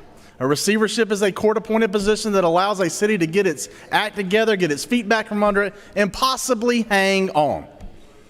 But if it can't, what we really need to do, and what I hope this body will do in future years, is look at whether or not those governments should exist at all to begin with. If they're not helping their citizens, they're simply a pariah on their taxes. This is a middle gap measure, allows for a time period of savings, a chance for the city to possibly get its feet back under it. And if it doesn't exist then what I hope we would do is come with an amendment in the future that says they probably should have never existed at all. Mr. President, thank you, and I'll yield the will.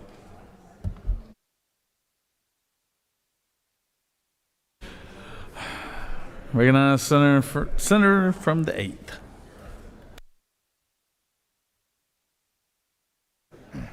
Thank you, Mr. President. I don't normally get up here and talk about these kind of bills, but I want to share with y'all something that happened in my district in a small city of 1,800 people.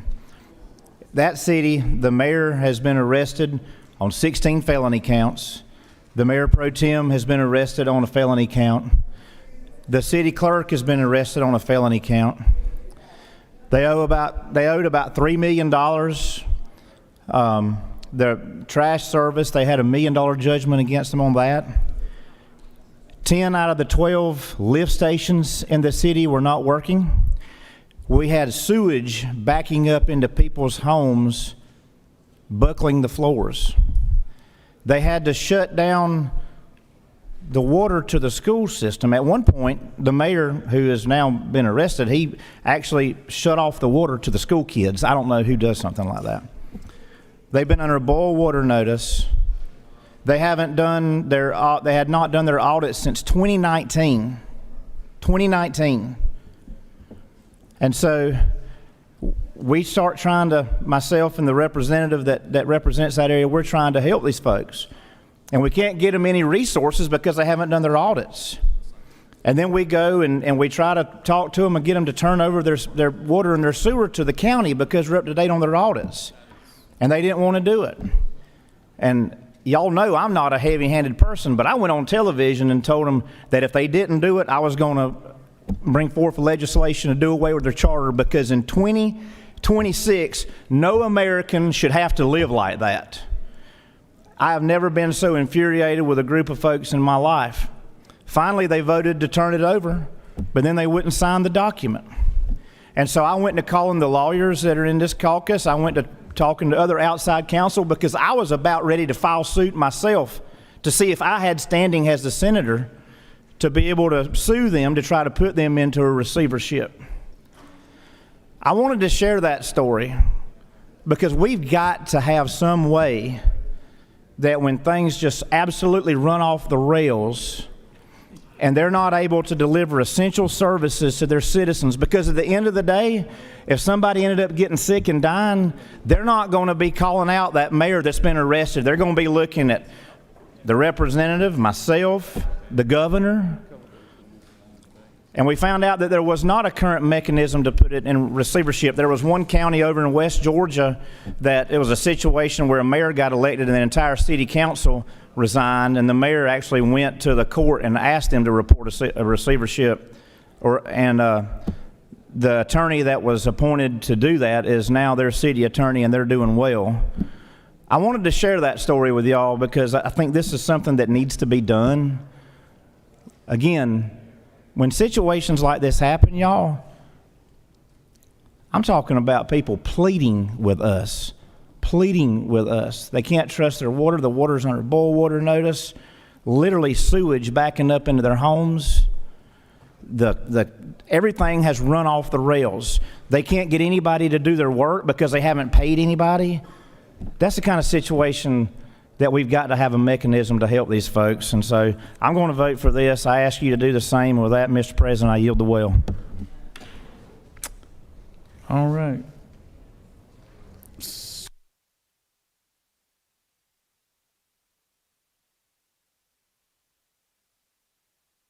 Senator Majority Leader, did you speak on Amendment 1A? Did you speak to it? Yeah, go ahead and close.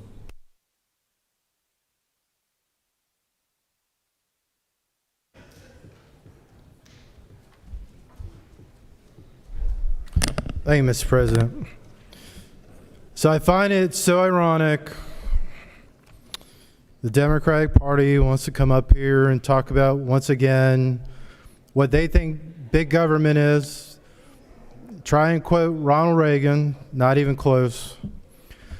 Make excuses to defend bankrupt cities, like we've seen in blue states all over America, but not to, hold cities accountable.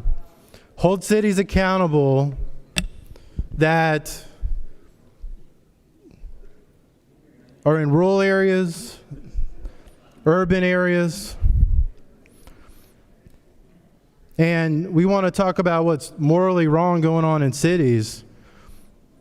Cities like I represent that are millions of dollars in deficits and want to put their deficit on the backs of the taxpayer with a new property tax because they can't pay their bills.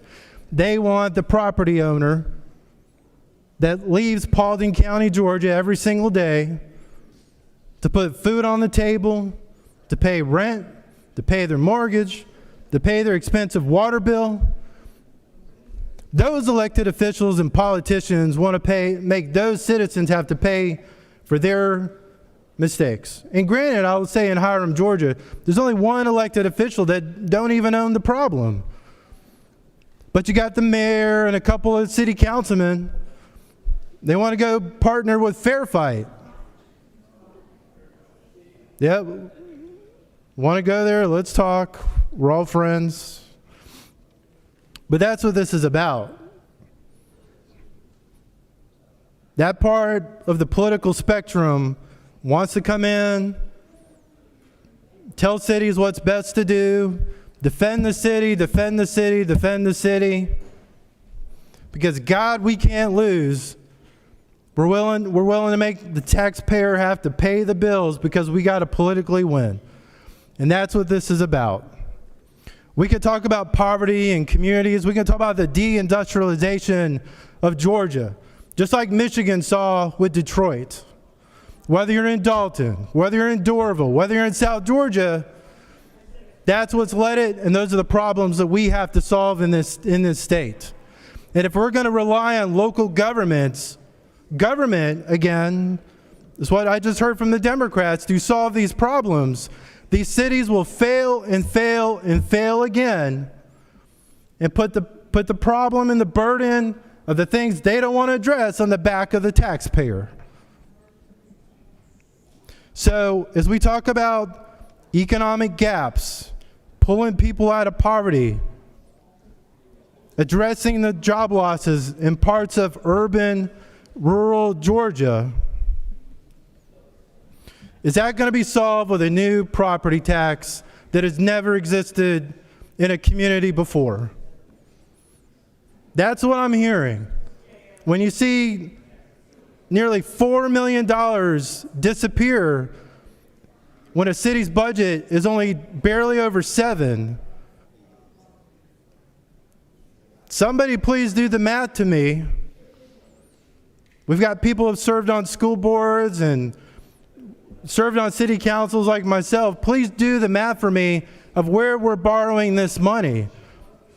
It sounds like it's either from the sky or the pocket of the taxpayer.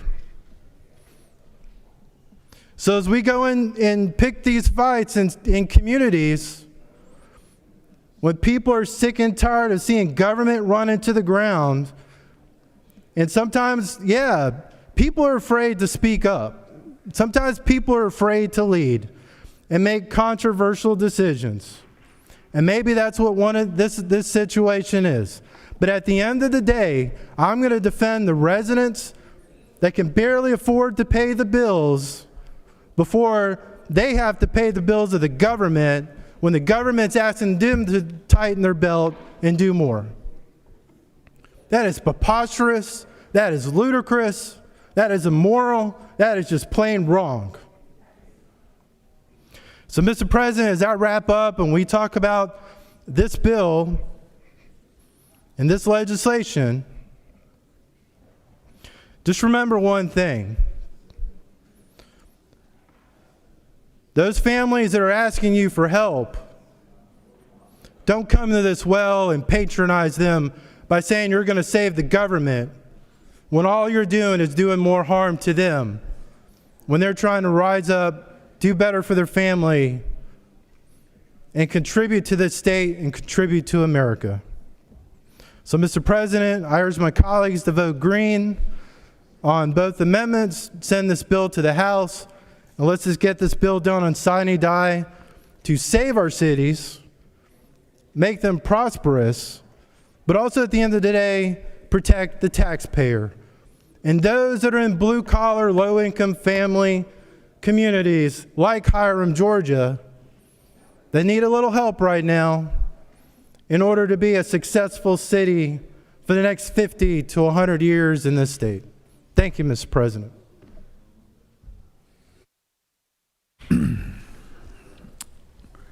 Okay, the question is on the adoption of Amendment 1A by the senator from the 31st. Is there objection, Amendment 1A? Without objection, Amendment 1A is added. Senator has moved that the Senate agree to House substitute on SB 17 as amended by 1A. All those in favor vote yea. All opposed nay. Secretary, unlock the machine.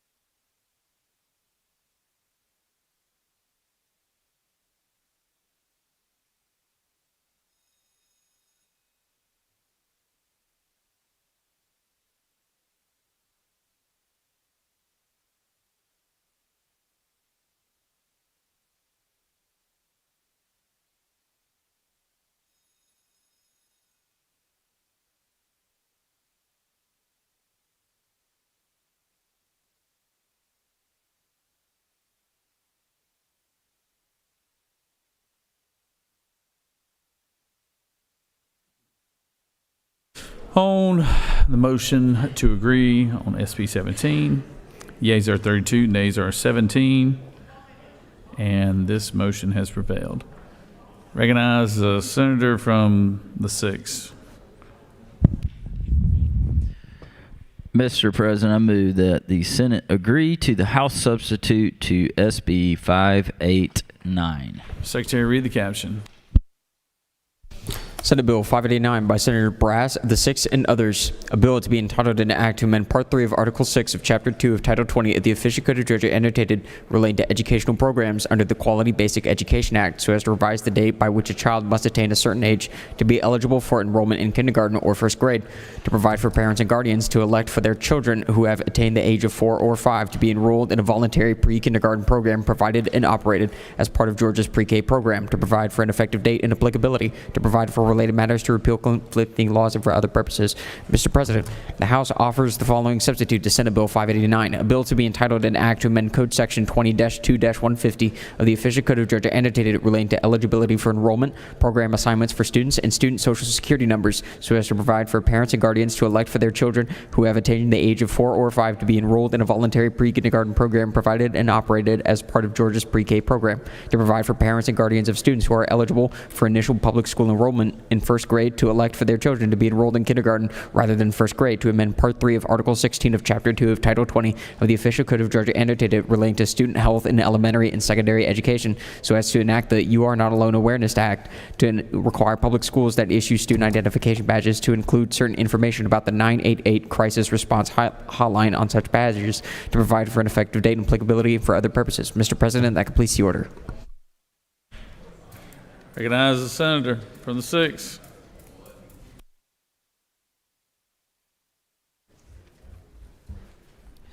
Thank you, Mr. President. Ladies and gentlemen, I bring back Senate Bill 589. If you remember, this was the pre-K bill, allowing the parents to decide when their kids can start pre-K, especially helping our children that have late summer birthdays.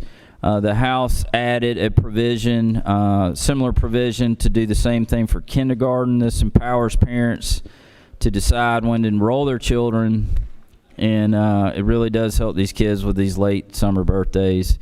And then a third provision was added, and if a school has student ID badges on the back, they will put 988. You are not alone, and this is a number that these kids can text or call if they're experiencing suicidal crisis, emotional distress, or challenges with substance abuse. I'll yield for questions. You do have a question. Recognize the Senator from the 37th. Thank you, Mr. President. Gentlemen, yield. Yield. Just confirming this does absolutely nothing to change the compulsory age of attendance for school, correct? That is correct. Thank you, sir. It just says you have to put 988. You are not alone. Yeah, there's no more questions, Senator. I don't know. Get Y'all out of the wanna well. stay here? Get out of here. Well. I'm tired of listening to you. Big government brass. Tell you what, still can't believe you passed that bill. Unanimously. I mean, you got 0 no votes. Man, unbelievable. All right, Senator has moved that the Senate agree to the House substitute on SB 589. All those in favor will vote yea, all opposed nay. Secretary, unlock the machine.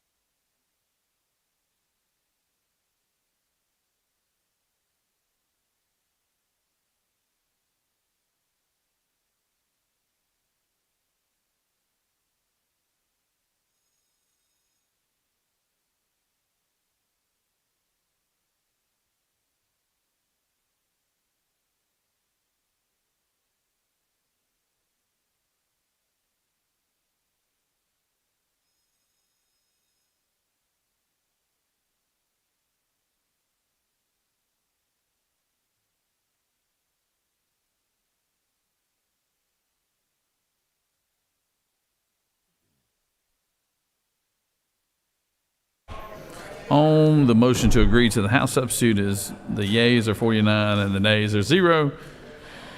And this motion on SB 589 has prevailed. Recognize the majority leader. Mr. President, it's unanimous consent that the following bills be taken from the table: HB 141, HB 320, HB 618, HB 1114, HB 1133, HB 1134, HB 1138, HB 1277, and HB 1295. So just so everyone will know, in order for these bills to be available on Thursday, we have to take them off the table and then put them back on the table. So that's what we're doing right here. So, Secretary, read the caption. House Bill 141 by Representative Momdehand of the 17th. Revenue and taxation allow businesses and practitioners to provide affidavits for certified public accounts in lieu of tax returns. House Bill 320 by Representative Kelly of the 16th. Waste management require recycling of solar panels. House Bill 618 by Representative Campbell of the 171st. Property requiring a seller of real property to make certain disclosures regarding flood damage to such real property. House Bill 1114 by Representative Yurda of the 152nd. Quality Basic Education Act allow for students in 9th and 10th grade to complete the high school graduation financial literacy course requirement. House Bill 1133 by Representative Dickey of the 134th.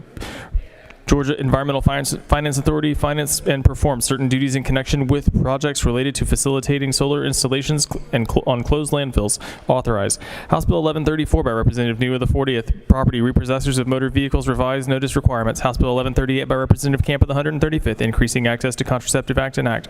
House Bill 1277 by Representative Barton of the 5th. Conservation and natural resources. Increased project cost threshold for public roads or airports requiring environmental evaluations. House Bill 1295 by Representative Cooper of the 45th. Physician assistant licensure compact enter into an interstate compact. Mr. President, that completes the order. Is there objection? Hearing none on motion from the majority leader. Mr. President, I move the Senate table the following legislation: HB 141, HB 320, HB 618, HB 1114, HB 1133, HB 1134, HB 1138, HB 1277, HB 1295. Is there objection? Okay. Now, majority leader, one more time. Mr. President, I move the Senate stand adjourned pursuant to H.R. 998 till 10 a.m. Thursday, April 2nd. All right. Majority Leader has moved. Are there any announcements? No announcement. Majority Leader has moved that the Senate stand adjourned until 10 a.m. Thursday, April 2nd. All those in favor of the motion signify by saying aye. All those opposed, no. The ayes clearly have it. See you on Thursday.